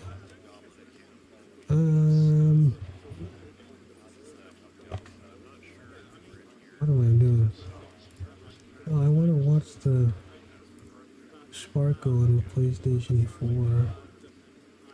So, I'm going to, I'll probably leave for it. I'm going to leave because I want to exercise and get up and walk around.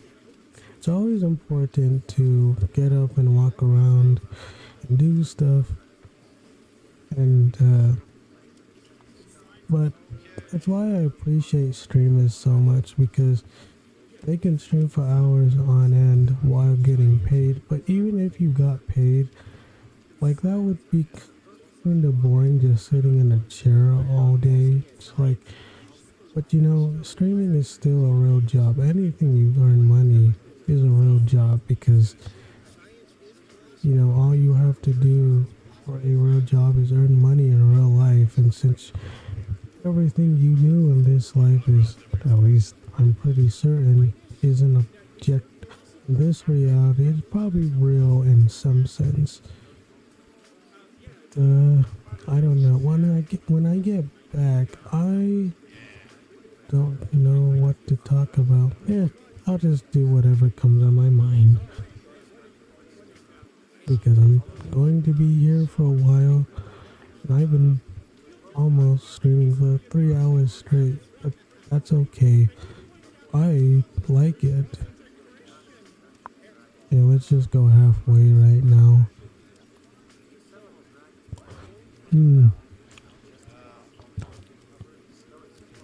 I remember it,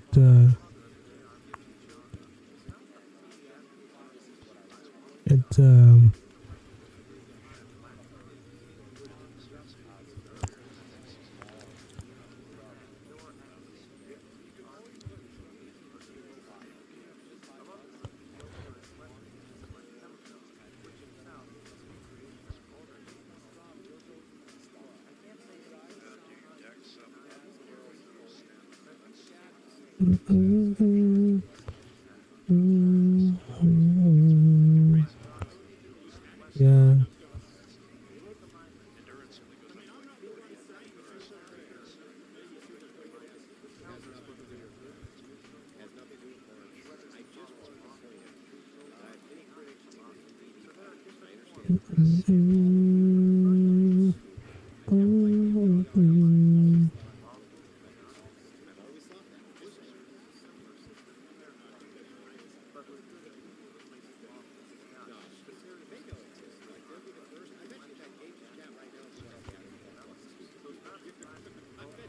I could have sworn I thought I was gonna lose on like that.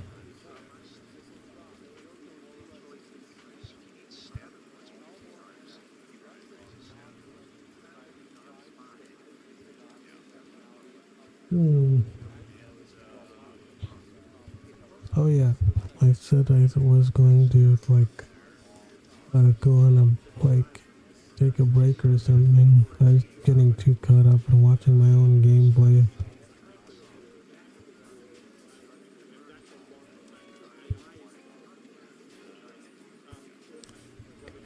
Okay, I'll be back. I'll be back.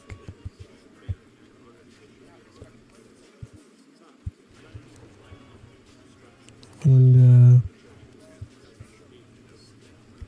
I think after I watch or at least go through all of the clips, at least just scoring through that I want, I will probably watch. Well, I'll either probably play some video games or watch some. Well, watch some Left 4 Dead like Nightmare mod stuff. I want to because of how cool it looks. One of them is 5 hours long, but you don't need to watch the whole thing to know what it looks like. The mods look very cool, and so that's what I'm going to do. And I'll be well. Actually, let me go through these. Alright, well, I'm gonna put on Oblivion through a Nightmare Darkly. It was uploaded January 28th, 2017. So let's put it. Okay, let's put that there, and I will be back soon.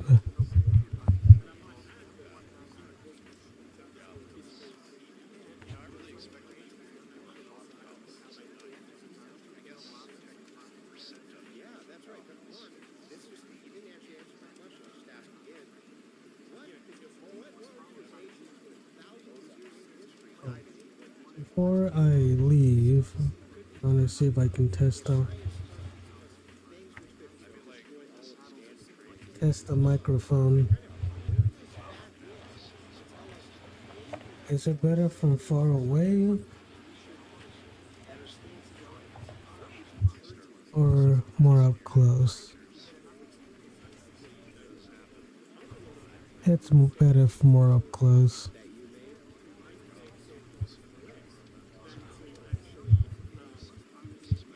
Like the proximity voice and stuff. I just need to figure out how to put this thing on a stand. Well, I'll figure something out. I'll figure the stand stuff out. I want to, because then I could put it in a more optimal position while I can like sit back in my chair if I want. Like more casual.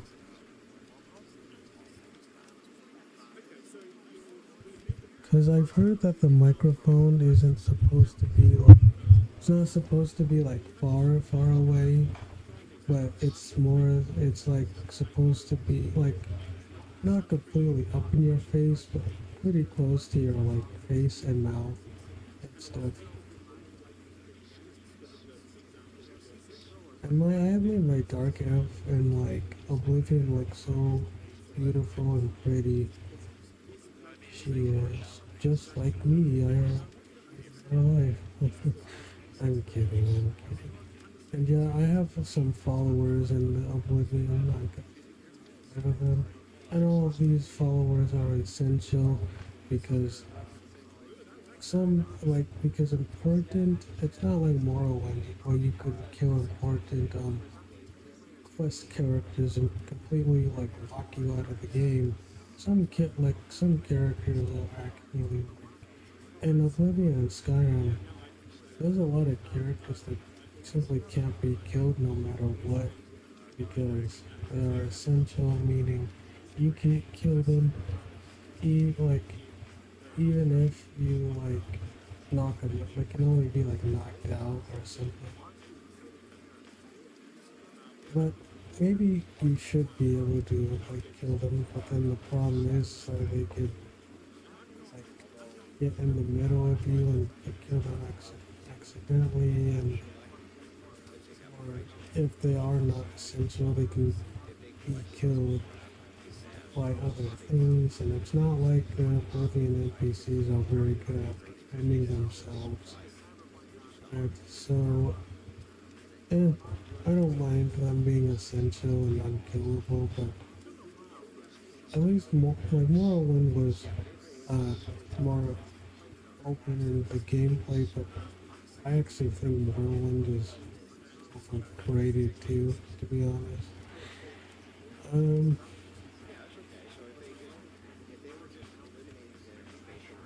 well, my favorite I don't know. I think my favorite Elder Scrolls game is actually Skyrim, especially if you mod it.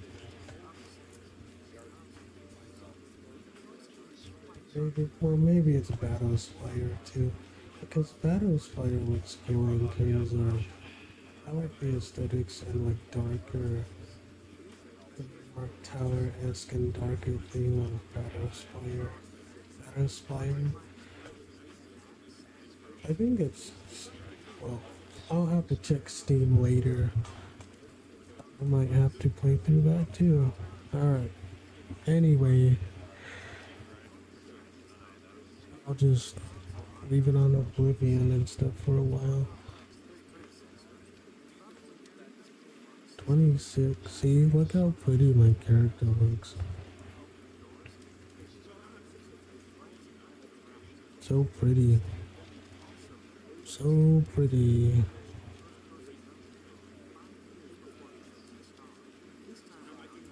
Let's go. See? Look how pretty my character is. And like I also have the Daedra armor. Daedra armor. It was kinda, it was very fun for a long time. But I think I like Skyrim way better. Screw. Okay, let's I will be back.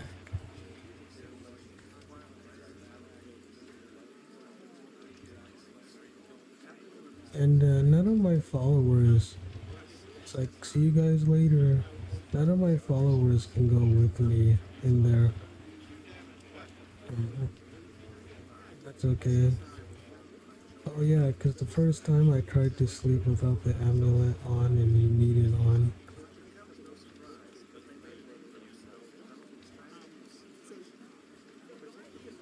But I guess you could just have conjuring and summons and stuff, so you're not really alone.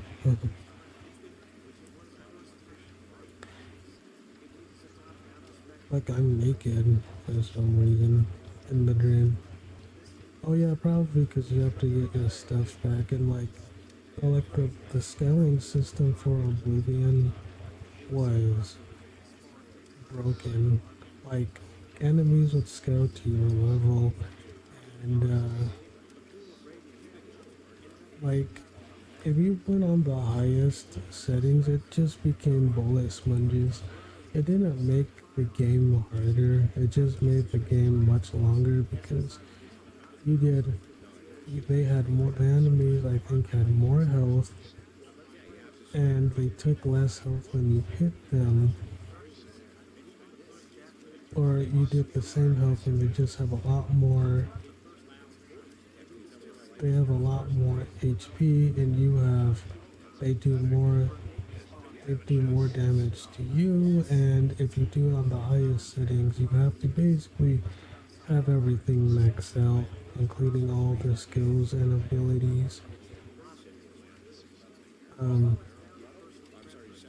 I used to not mind it, but then I played Skyrim and I just thought, aren't you supposed to be basically almost a god at that point? How come these things aren't dying in like sooner?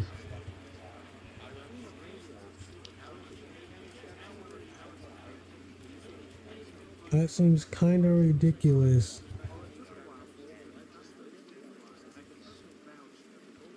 Ridiculous. Okay, I'll be back again. I'll be back again.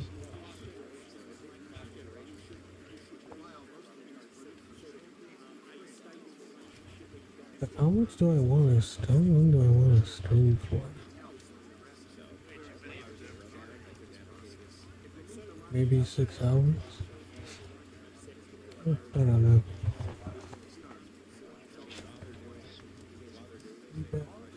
Arnold Schwarzenegger.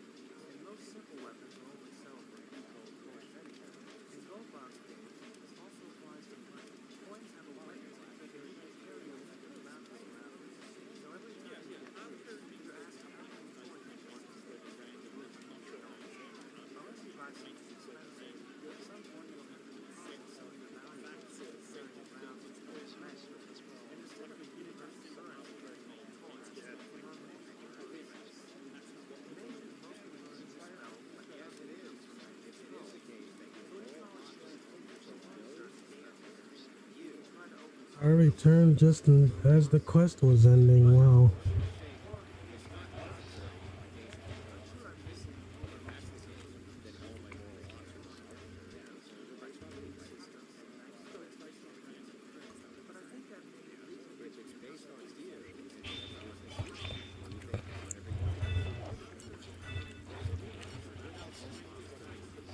Alright, I'll probably skip some of these or a lot of them.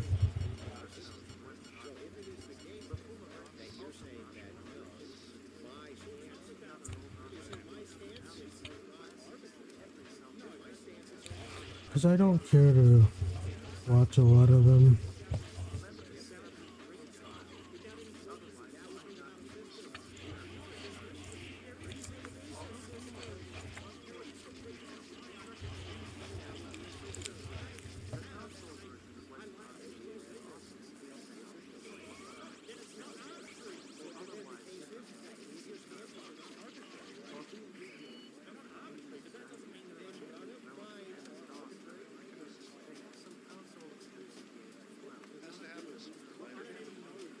Final boss in Castlevania Symphony of the Night didn't last 30 seconds when I got the chrysogram.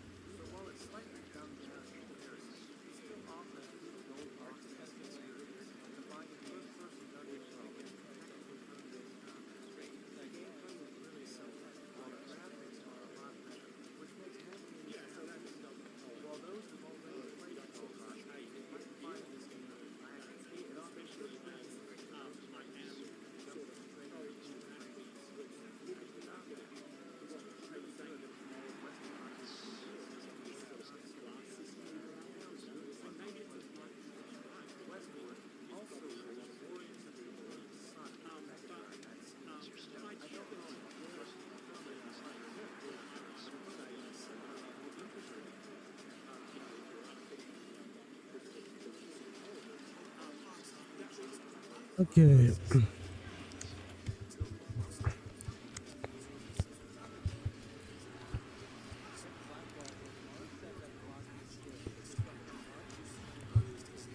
Um,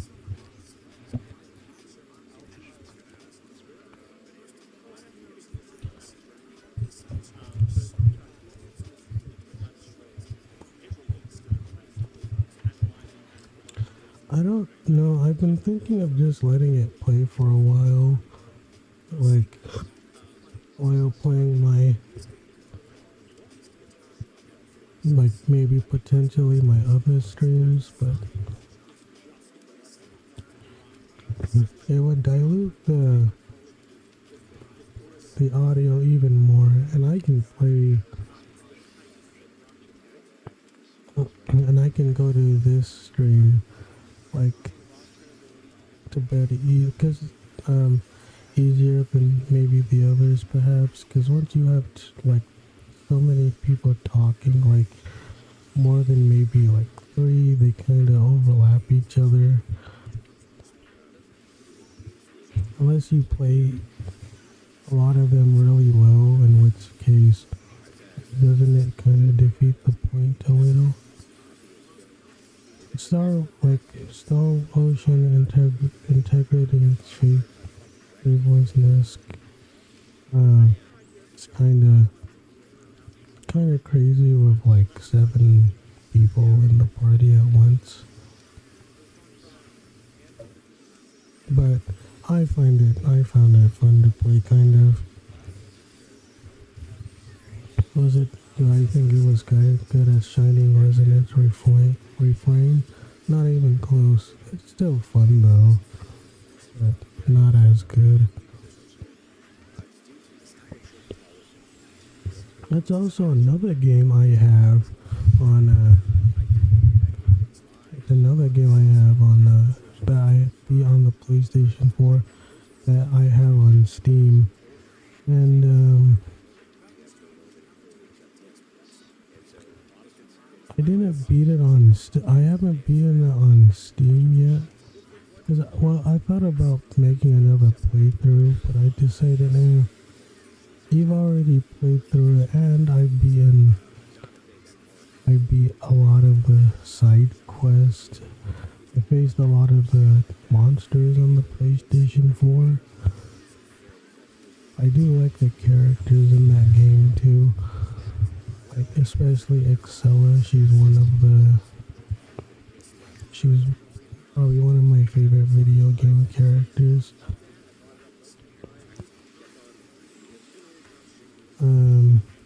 But also speaking of gaming, I'm a little bit tired now actually. But speaking of some of this stuff about like characters, a lot of people don't seem to understand that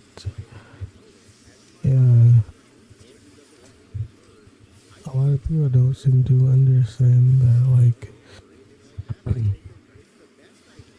you can have, like, you can just like characters for any reason. Like, I'm actually getting really tired. You can like characters that don't. I don't know, what was I saying? Um,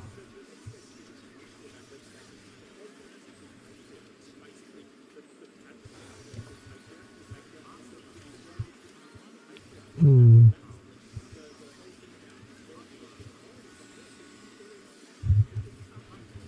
that's too far.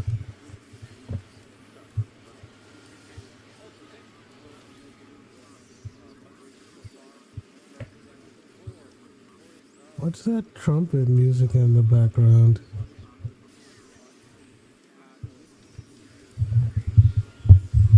Oh, that must be like the lo-fi stuff.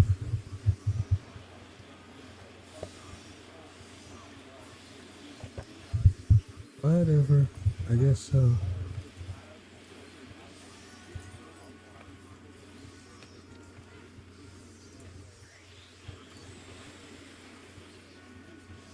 Uh,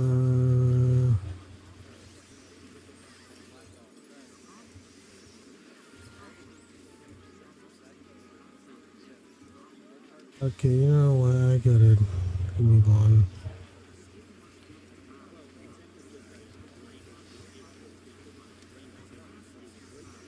I'll just scroll through a lot of these.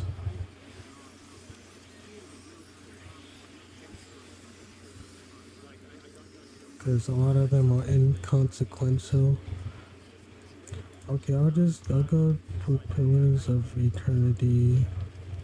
Because I love that game. There's a game called Pillars of Eternity, and that's one of my favorite games. I ended up beating both, like, the really hard dragons. Like the Alpine dragons. Dude, this game, like, Pillars of Eternity is like the original Baldur's Gate games, which are based off the Dungeons and Dragons, which to me is my favorite, like, at least RPG game ever, and it might be my favorite game of all time due to the fact that you can use imagination and just use it like that way and stuff. Oh yeah, you were facing two of them at once. Yeah, that's what made it a hard fight already, like even more extremely difficult. But I did beat them. And yeah, I remember this fight took me like hours to beat. Or at least a while. I don't know. The Alpine Dragon might have taken a lot longer.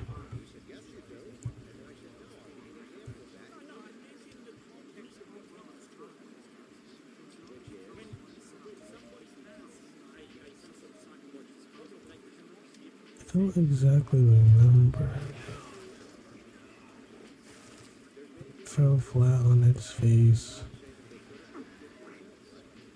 Alright, let's go to Abzu, and the game is very relaxing. Abzu is a game where you swim with, it's kind of like a flower game, and it's where you like swim underwater. It's like kind of symphony music. It's very relaxing.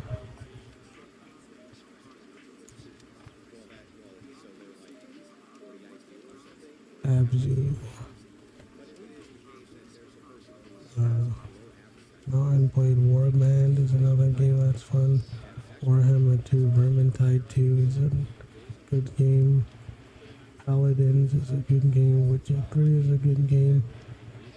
And Verlor Verstand demo is good. Call of Duty is a good game. Shadowgate is a good game. Deja Vu 8-bit Adventure Anthology is good. Prey on the PlayStation 2. 4 demo is a good game. The Town of Light demo is good. Overwatch is okay. Final Fantasy 9 is good. Final Fantasy 15 is good. Amnesia Collection is good. Hitman video games are good. Skyrim is fun. Resident Evil is fun. Minecraft is fun. The Elder Scrolls Arena is fun. Star Wars is fun. Castlevania is fun. Nier and Automata is fun. Trying on the PlayStation 4.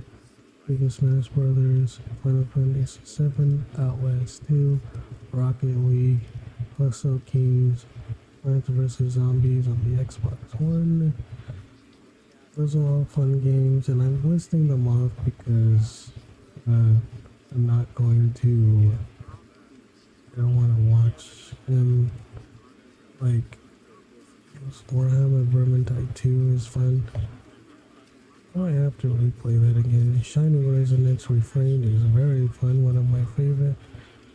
GTA 5 is fun. Devil May Cry is good. Path of Exile is good.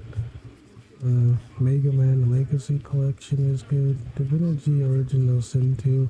I couldn't really get into it, and I don't know why. It just didn't click with me. Kingmaker on the PlayStation 4 was, yeah. That's okay. Doom was fun. Bloodstained Curse of the Moon. Curse of the Moon is okay. So I'm just going to name them off.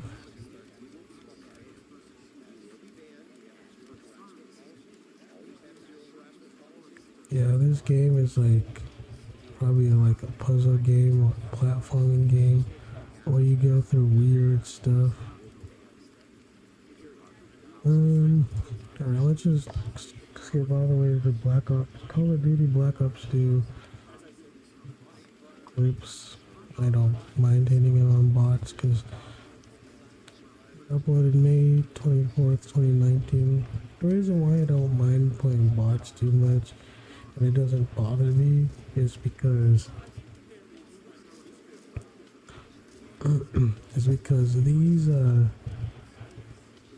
it's because like I didn't want to play like Black Ops 2 again someday just to see how I would like do these days, because I think I'm a much better player now.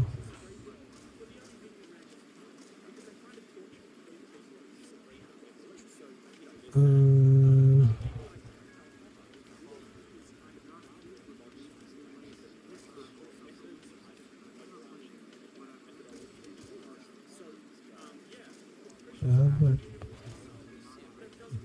these clips are pretty insane. I kind of forgot.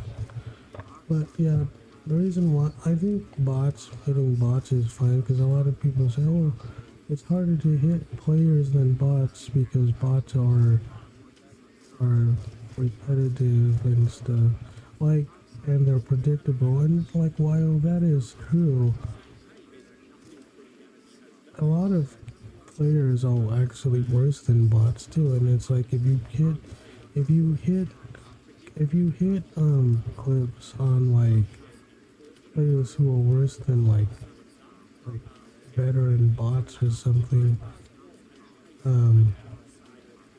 that's still like you're still saying that the skill level is like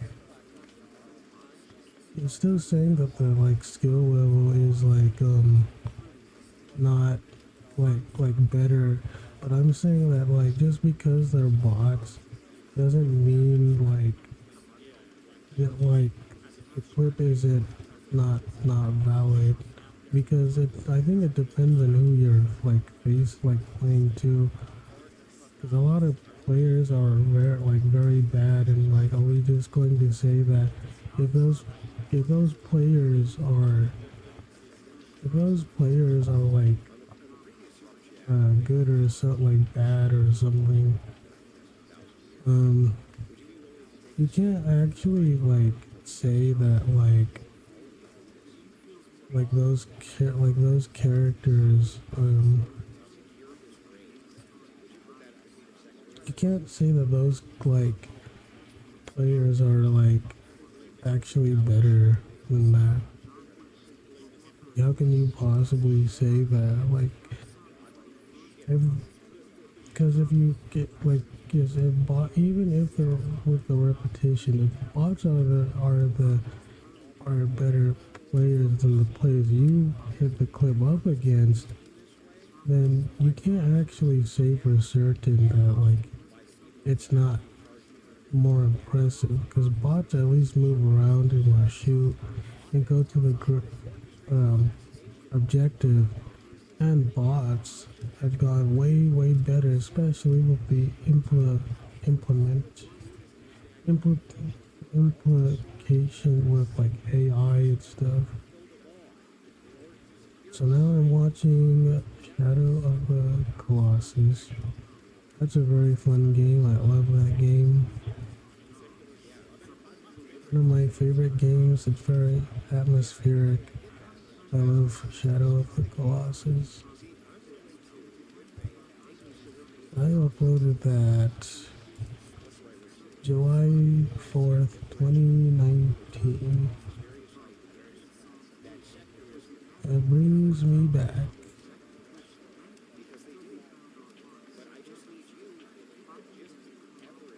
PlayStation 4 one is amazing.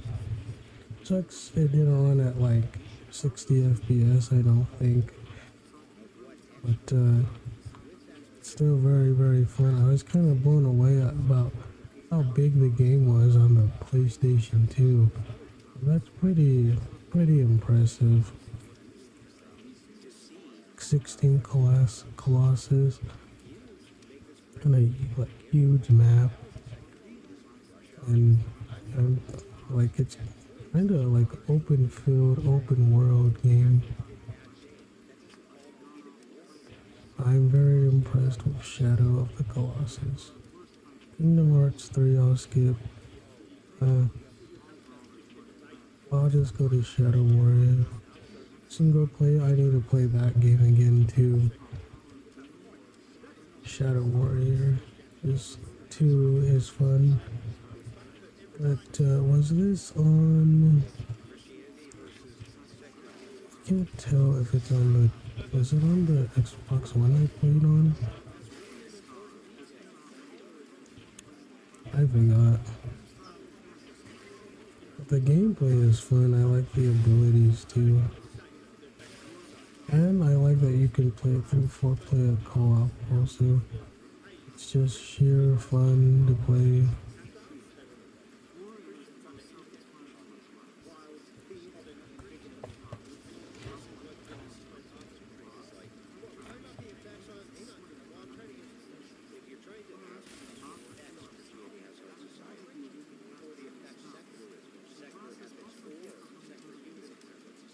No, I think this is the Xbox One.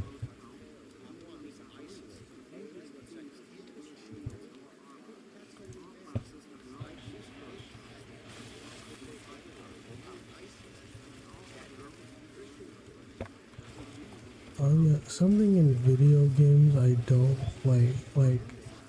I don't like sometimes is that if you can't if there's a option for co-op and you can't find anybody to play with or no one wants to play with you, you should have the option of playing with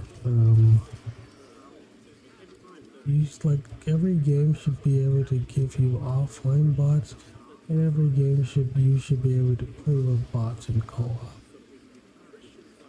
That's why I love games like Left 4 Dead or like Warhammer Vermintide, because you can play with other people or characters or with companions if there's no real life people, or if you even want to play them.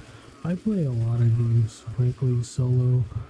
A lot of people want me to join, and so I politely decline, not because I hate them or anything, but it's because I'd rather play by myself, and I think it makes it funner because You can go at your own pace, and with companions, you can still play with like parties and stuff, but you can you can have help if you need it too.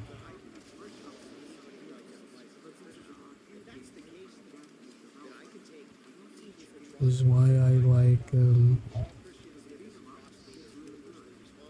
yeah, like for Dead 2, Warhammer Vermintide. Warhammer Vermintide 2 is not bad. It's pretty fun, but with companions. Same thing with the original, like Baldur's Gate or Icewind Dale. You can play those with multiplayer with like up to I think 6 people at once, and like the re-releases they allow cross-platform play, and that's another thing too that a lot of people don't appreciate is that cross-platform play means that you have a much bigger player pool to play from, and you can find games easier, or you can get other people to play with you easier. That's why with Fortnite, even though it didn't start cross-platform play, it completely revolutionized it. Um, it even managed to get the stubborn Sony. It was very close to cross-platform play before then they open up, and that's pretty impressive. I mean, Sony has become less arrogant these days, but they used to. They used to be a lot more arrogant, but now they're not. So it's not a bad thing. I believe I'm watching like I've watched almost like fourth fractions of like the clip. I really enjoy watching like the gameplay, because to me it's like this games. I think not only do they have to fit the right aesthetic for the right setting, but they have to play well, depending on what like the genre is and what it's going for. But they also have to fit the aesthetic and style and atmosphere that it's going for. So, for example, a game like Shadow Tower or Call of Duty, you want those tight controls because it's trying to present itself as not just a first-person shooter, but a arcade first-person shooter, like gas gameplay.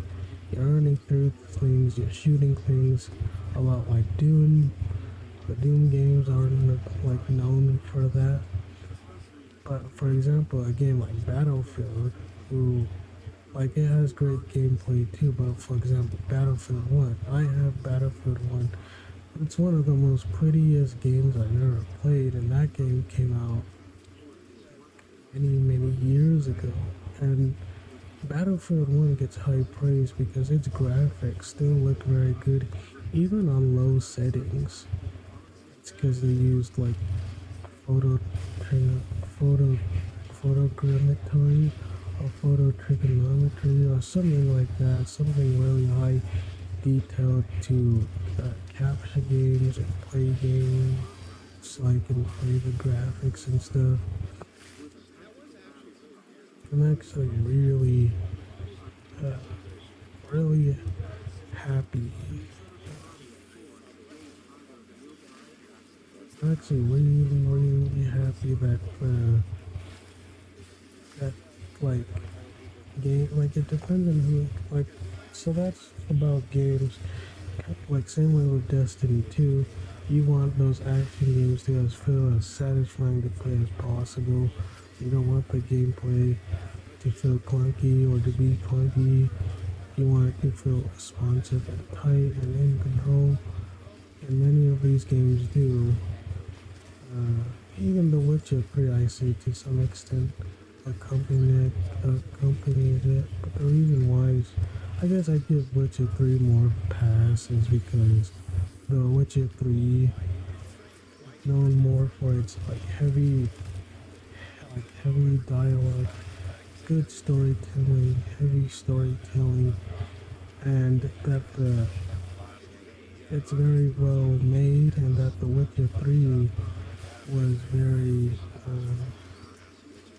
highly praised, especially the DLC Blood and Wine, because that's a game by itself, and it has a lot of combat content. That, and well, it's not known for the combat. It's well known for the atmosphere and setting, and that's why I'm watching a super hot gameplay. But that's why I said that uh, the gameplay is serviceable, but what it's going for is not fast paced. It's not going for that. So that's what I think.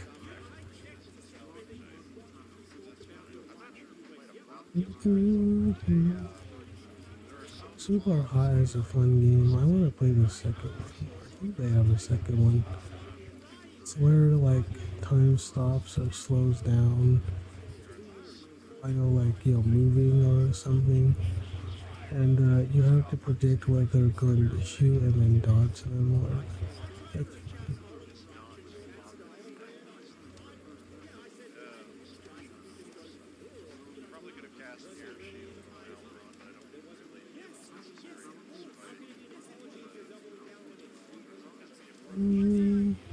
so what we're going to dang, I'm getting tired. I don't know if I can handle it. But I do want to watch at least just a bit. Oh, some of it. See, look how crazy I have to do these dodge maneuvers and stuff. Cause if you get hit once, you you die or something. And well, I mean, you have to start over. You die and start over, and it was hard. It may think they're have Stormtrooper aim, but when you play the game, they know where you're going to go, and then so they anticipate it, and so this footage doesn't do it justice. I think I will play it again.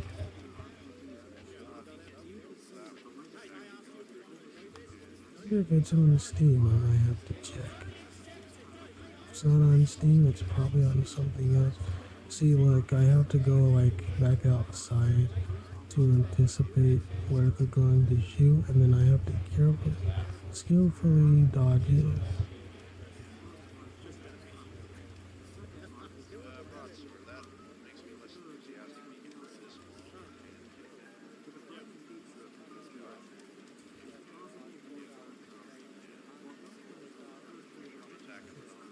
That was these are crazy. Neighbors I'm going off of.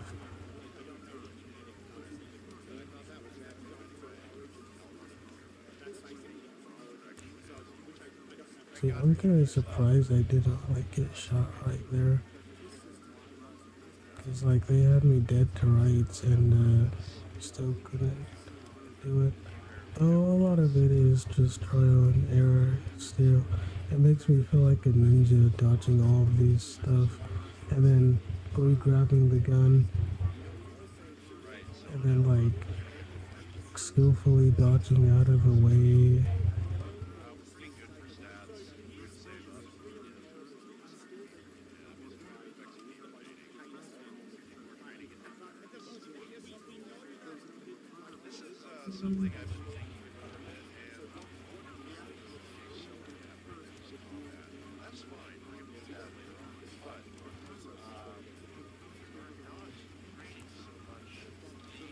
Oh yeah, it only looks like normal, uh, because they like play the footage at like regular speed, but in like the game, you have to be like careful. Uh, ooh, I'm tired. Like really, really tired. But I'm not going to go to bed yet.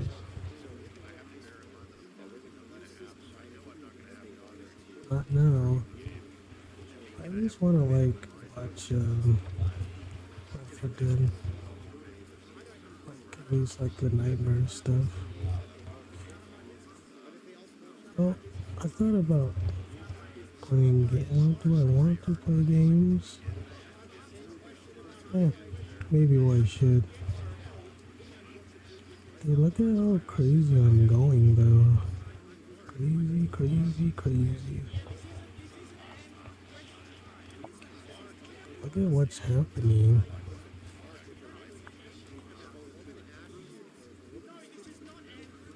Oh yeah, I forgot you get more powers as the game goes on.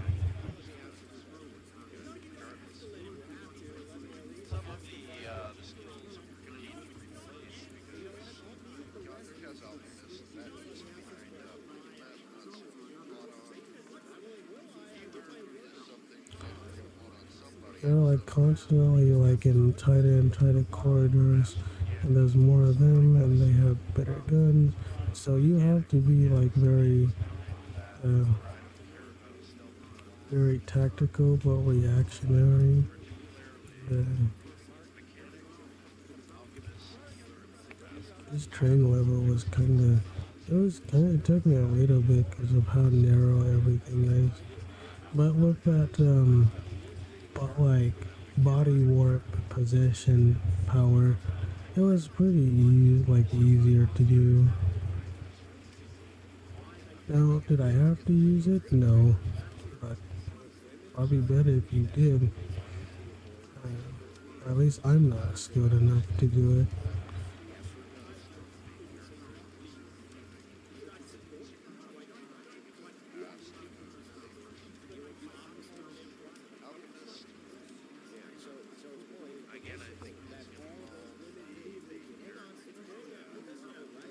He's anticipating where I'm gonna go, and I have to like go out of the way and stuff.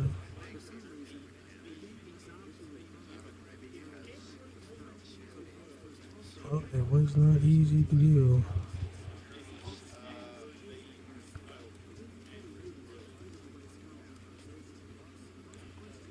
That was ninja time.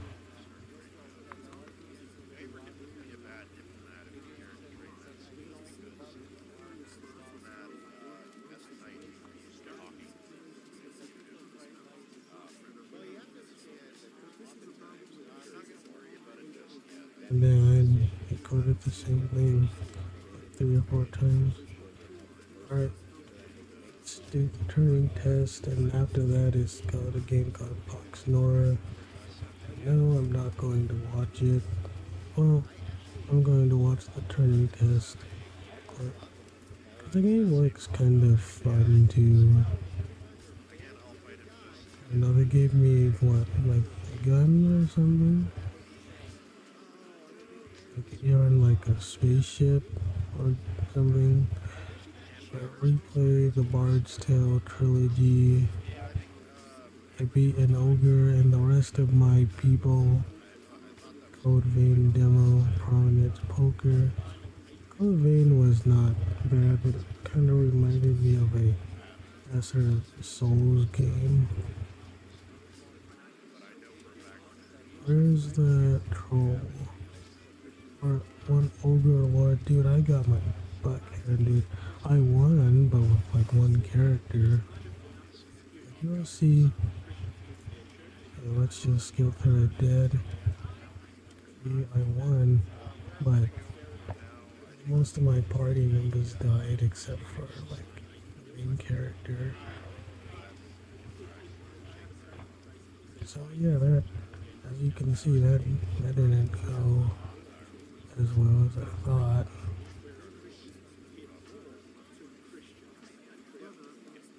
Didn't go very well.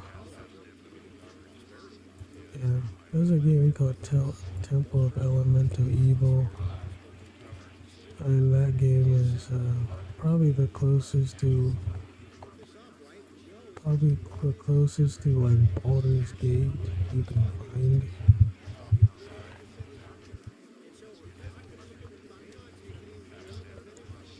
Alright, enough of Mark. Mark Reed. Let's watch Andrew Wilson versus Diddley Diddler.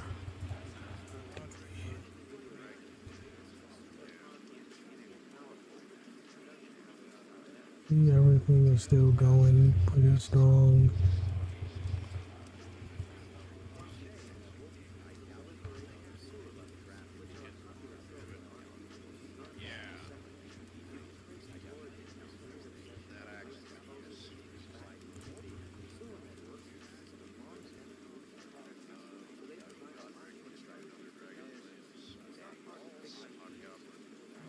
Okay.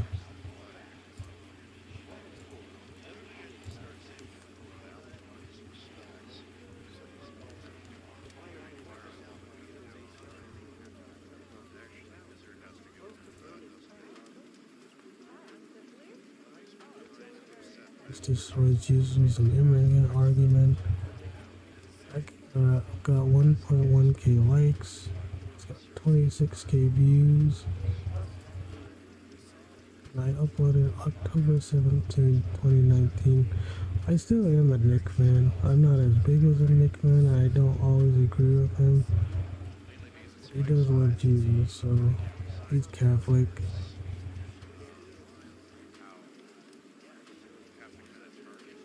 I mean, he does love Jesus.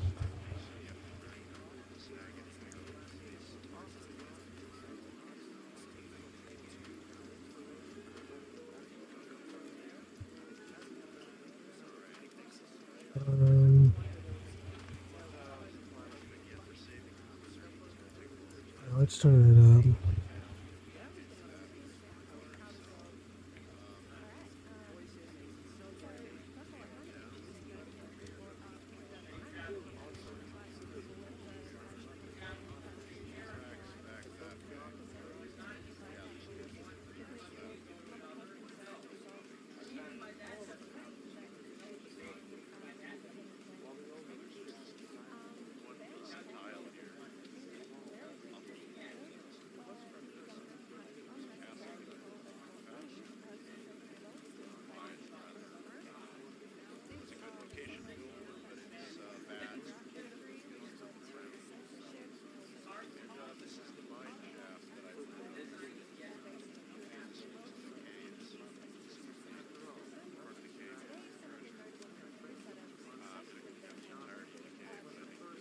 I still like that clip.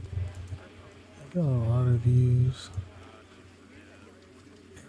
Nick Red filled me in a lot of things. Okay. Mandy's Return is pretty fun. The Outer World is fun. Hellblade's Senua's Sacrifice.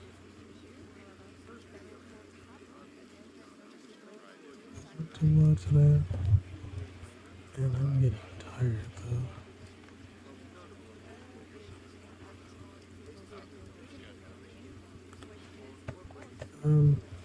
This may sound sacrilegious, but I do actually like the Outer Worlds. Outer Worlds better than Fallout because I think the gameplay is better, and I like the sci-fi setting. Whereas like Fallout is fun too, but like the gameplay until like until the game until like Fallout 4.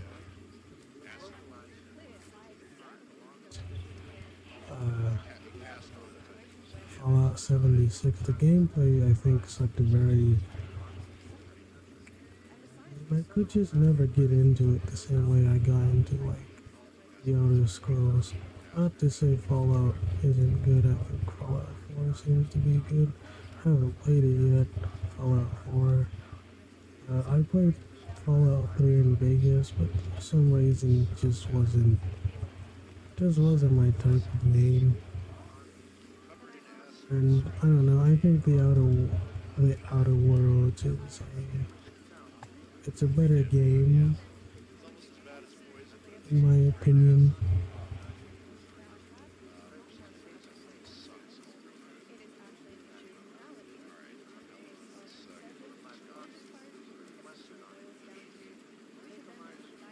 Let's skip through this a little bit. Skippy.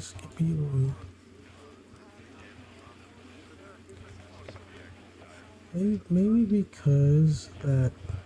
Maybe I like it better because it doesn't really rely on the VAT system to shoot. And don't get me wrong, choosing which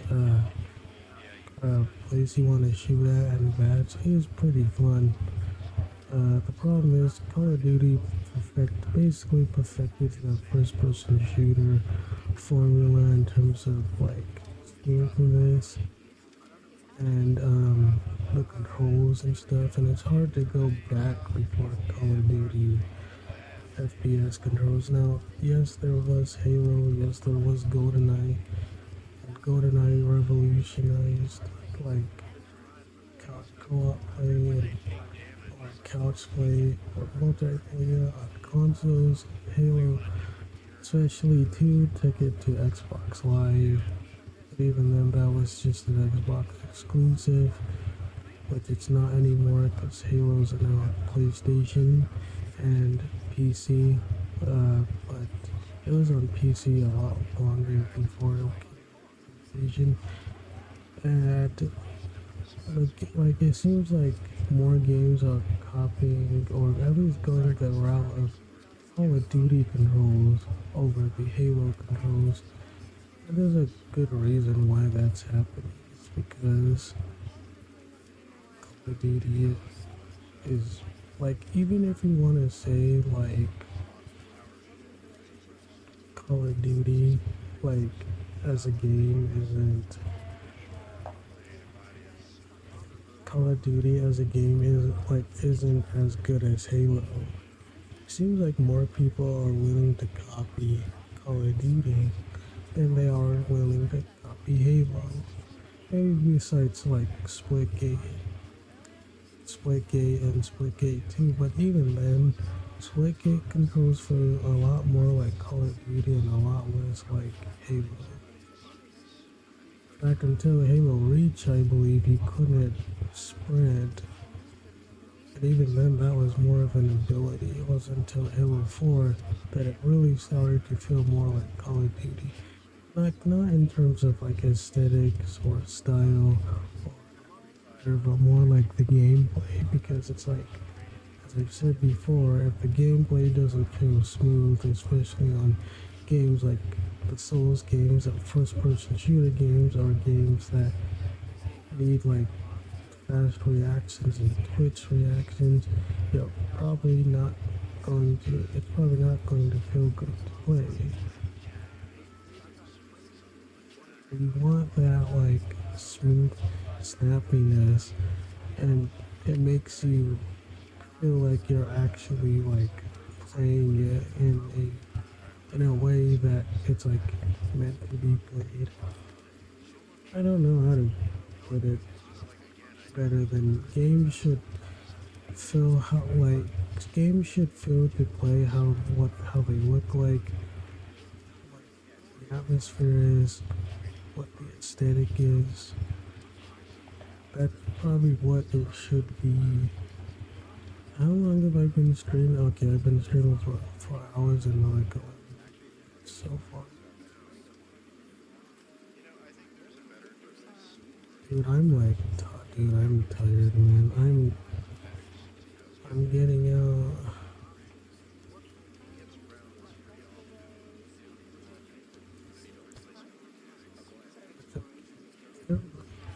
still going to continue. I'm still going to continue, but wow.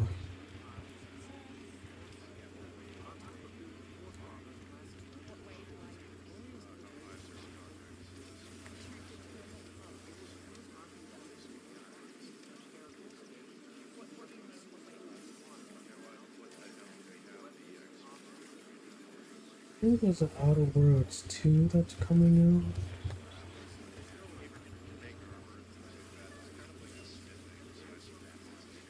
It's already out. Outer Worlds 2.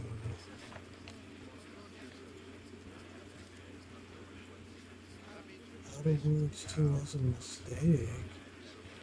When did it come out? 6 months ago. Oh, why was it a mistake? Okay, let's see this.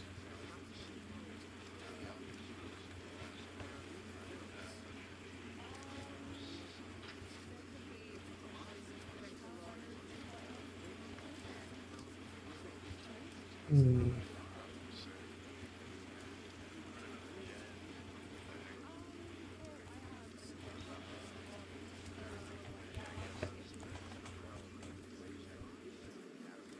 Okay. Now let's watch Hellblade Senua's Sacrifice. And, okay, this might be my last watch because the rest of it is, well, maybe Doom 64. And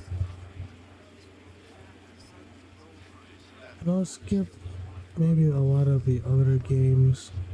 Or maybe besides, like, Terra. I'll skip Skyrim a little, I'll skip the Zelda games.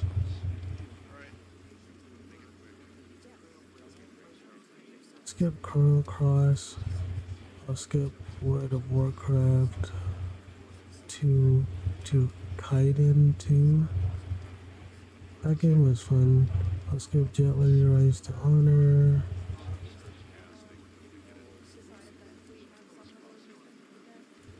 Okay, let's go play Senua's Sacrifice.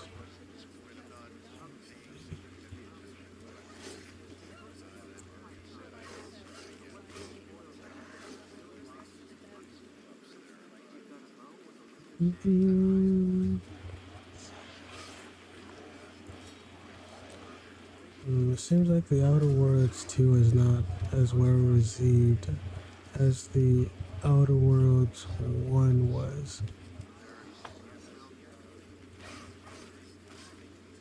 Did they politicize it? Also, the graphics don't look bad, but it just, it doesn't strike me as a big jump as it should be.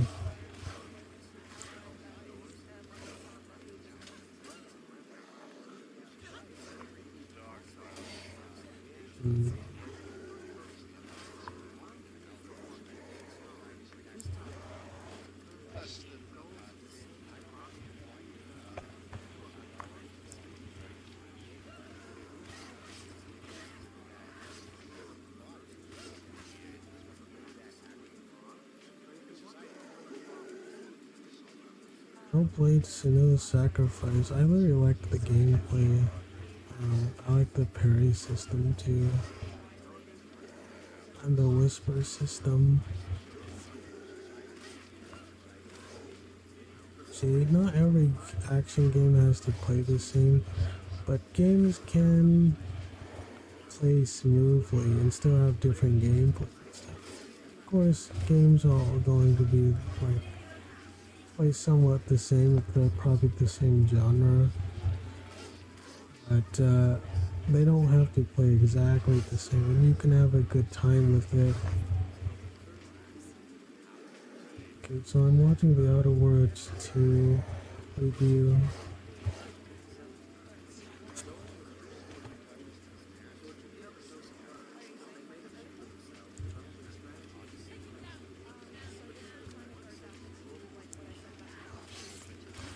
What's wrong with Outer Worlds 2? Hmm.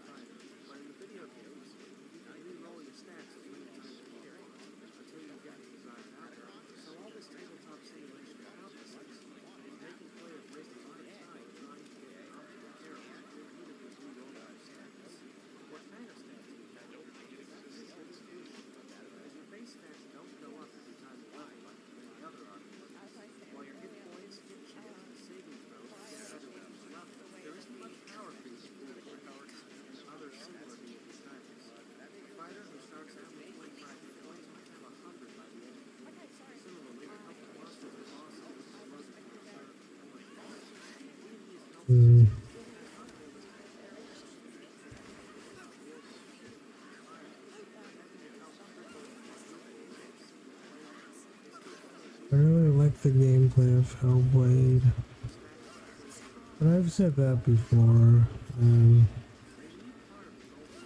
The parries are pretty good. The puzzles aren't too bad either.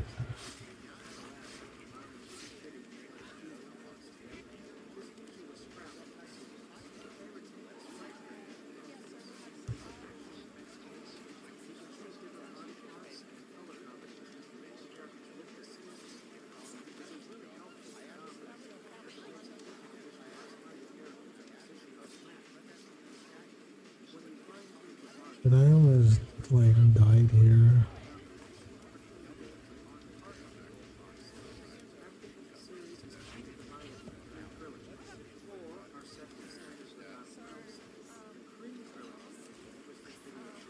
I didn't die.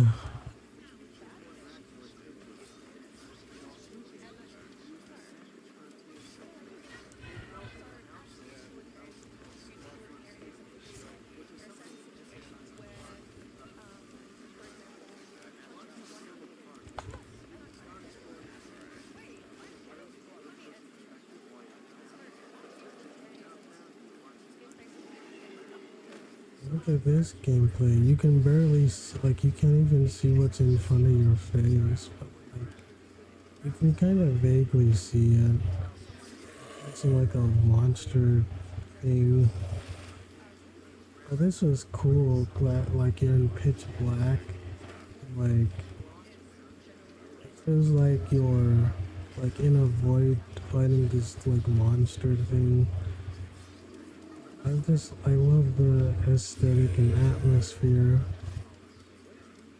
especially in this fight, fighting the four-legged beast bird thing. And like you're in the dark and you're facing it and you don't know where it's going to come from.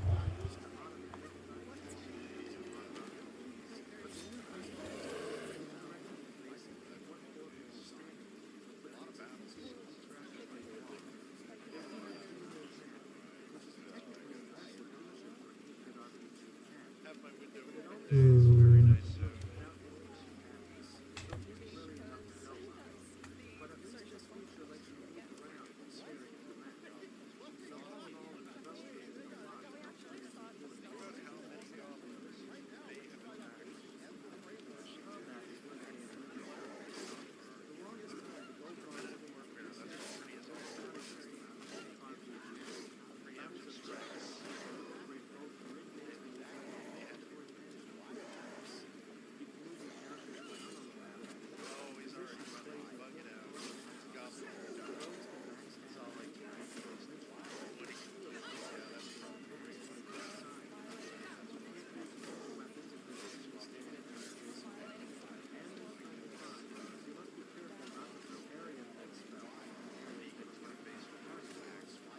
Last fight in this,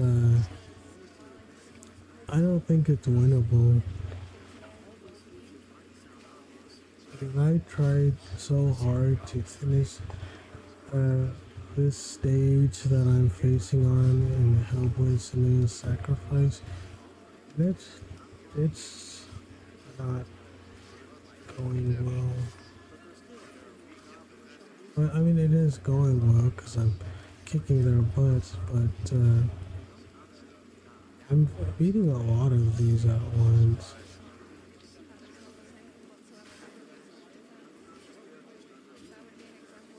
I like iframes also, like when you dodge roll. That's one of the greatest things in like Dark Souls is the iframes.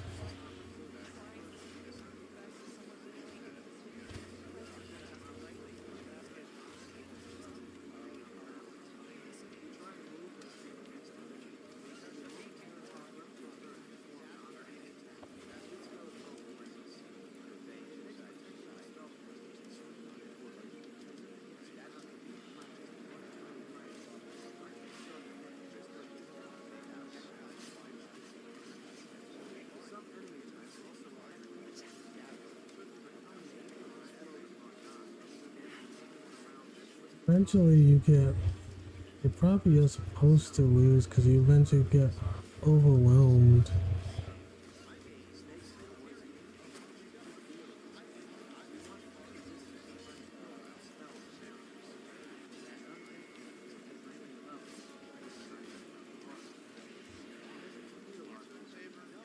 Oh wait, no, I actually did beat it. It was just a really hard and tough fight. But I did manage to do it though. Okay. Let's watch Doom 64. My Doom 64 game.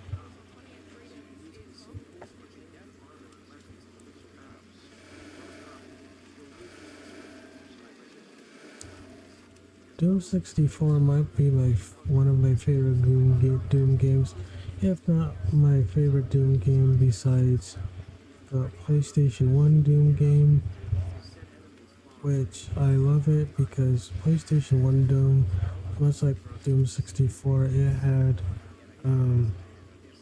like ambience and drone music and not like the upbeat metal music. Felt more like a horror game. But there's also Brutal Doom, Z Doom, Chocolate Doom, like different mods of Doom, and Doom runs on a lot of different things. Kind of surprised at how well, uh, how many like devices actually play Doom. I'm talking about like the original Doom. It can be played on like a pregnancy test. It can be played on a watch. It can be played on a calculator. The original Doom can be played on a whole bunch of different devices. And because it's like open source, it's easy to port it everywhere. It's on the GBA, the SNES as well.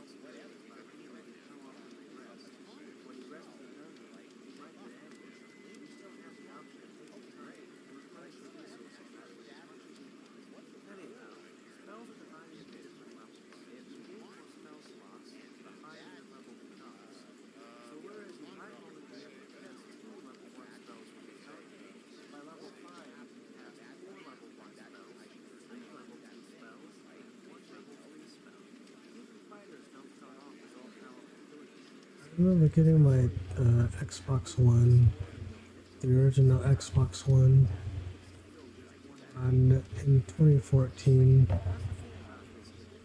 It's like 11 or 12 years ago.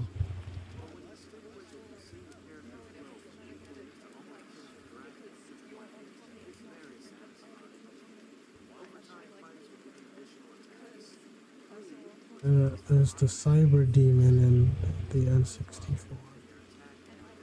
That wasn't the Cyber Demon, but the Cyber Demon is. The Cyber Demon is in the N64.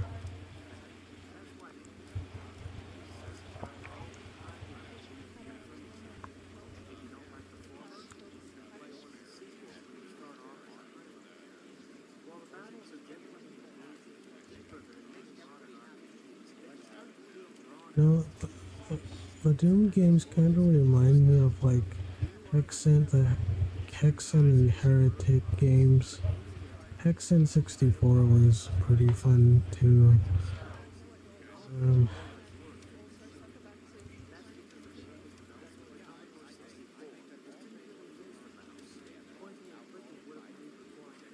I don't know.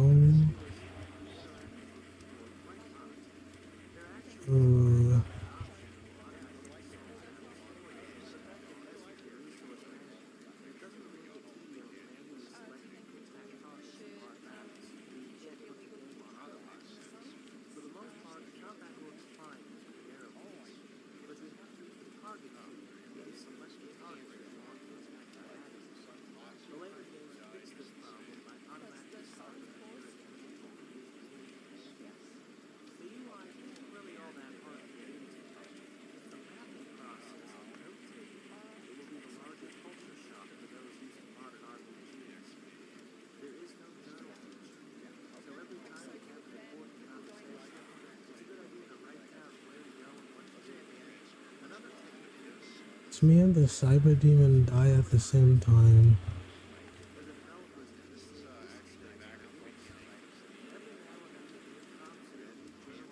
And I was still able to, like, see, we died at the same time. That was very cool. And I still finished Cat and Mouse.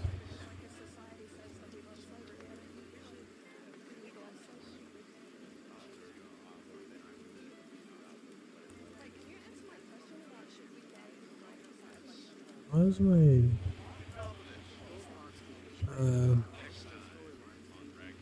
Ark Survivor Evolved, Dwarf Fortress, Wolfenstein, Youngblood.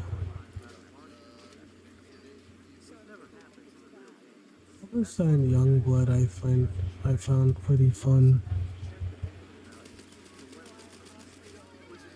Like, yeah, it wasn't the best game, but I had fun with it though.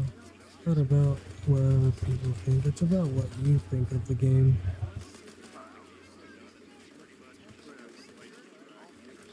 So if you like the game and you like to play it, more power to you.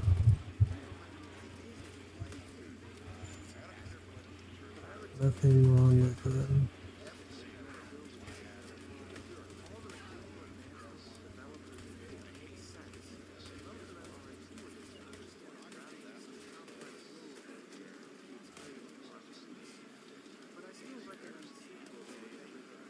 Yeah, the reason why I like Wolfenstein Youngblood is because the gunplay is very good, and I like the movement too, and the fact that I get a partner. I don't mind playing games that are completely single player also with no companions, like I did it for The Witcher 3, and that game was fun. I don't think it's as good as Skyrim, but The Witcher 3 deserves its praise.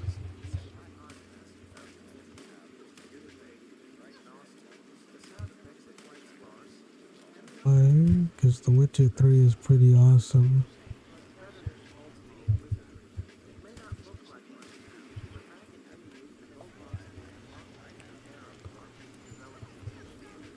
Oh yeah, I bought Wolfenstein Youngblood also on Steam as well.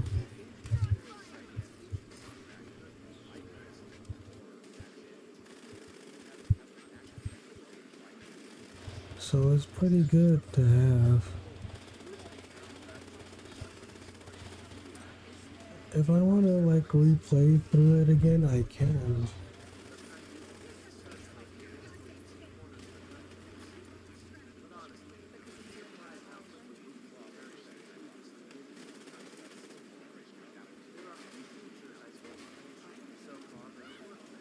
That's still what I want to do. Alright, I'll pause that just for a second.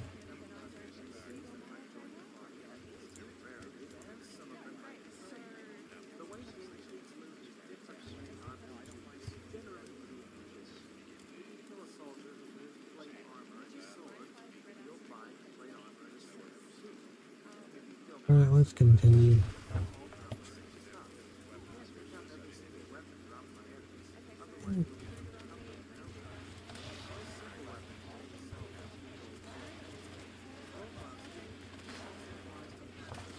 Oh man, I'm getting tired.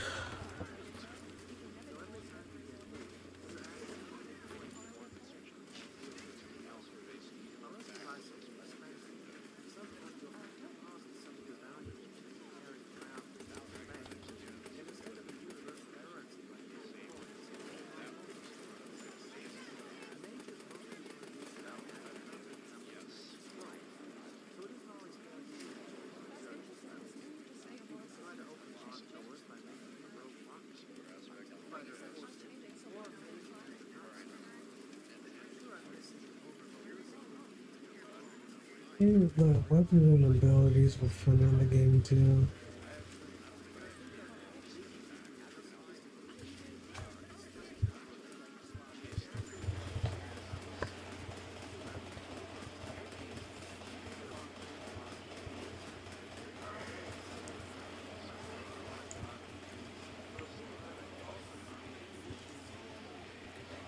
And I like the suits also.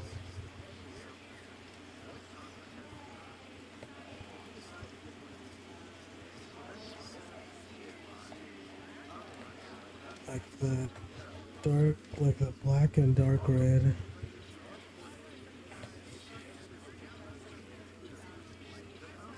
They look cool.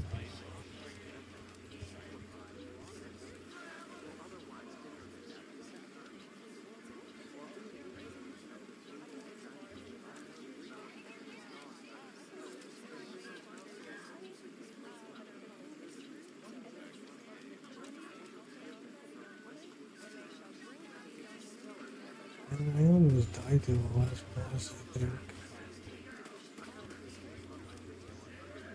Granted, it doesn't have a lot of my health at that point. I was on my last shared life, so.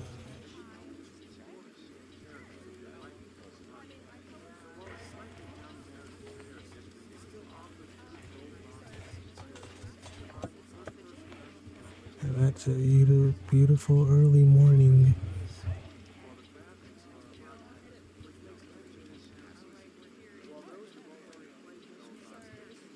Five years ago, July 20th, 2020.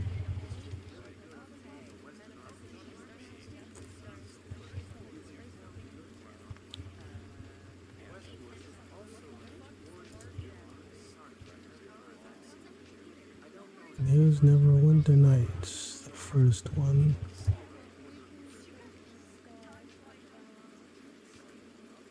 First one's not bad, but I think the second one is better.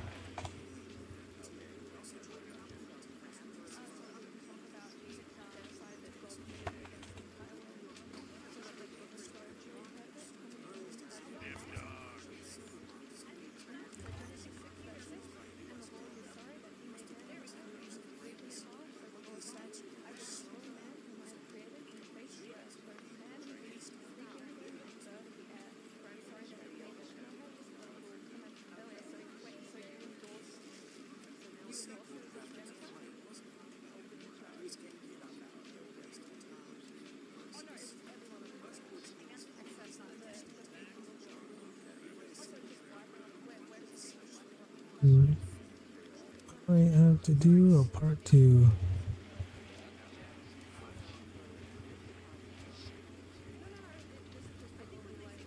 I'm getting tired.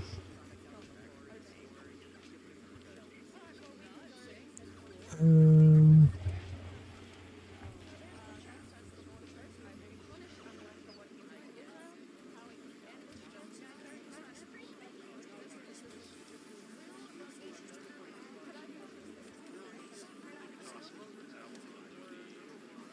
I'm at video 144 right now.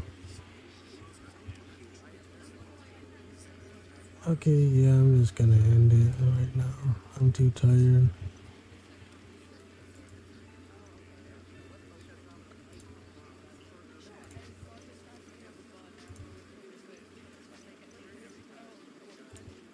I mean, fun times, but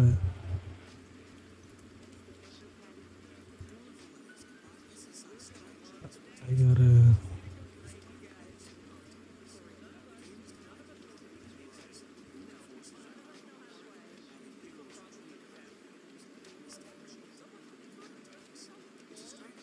What am I watching?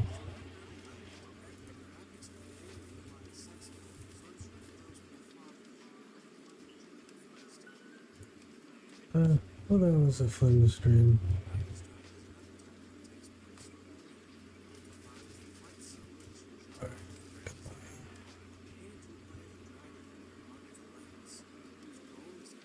Goodbye, because I'm too tired.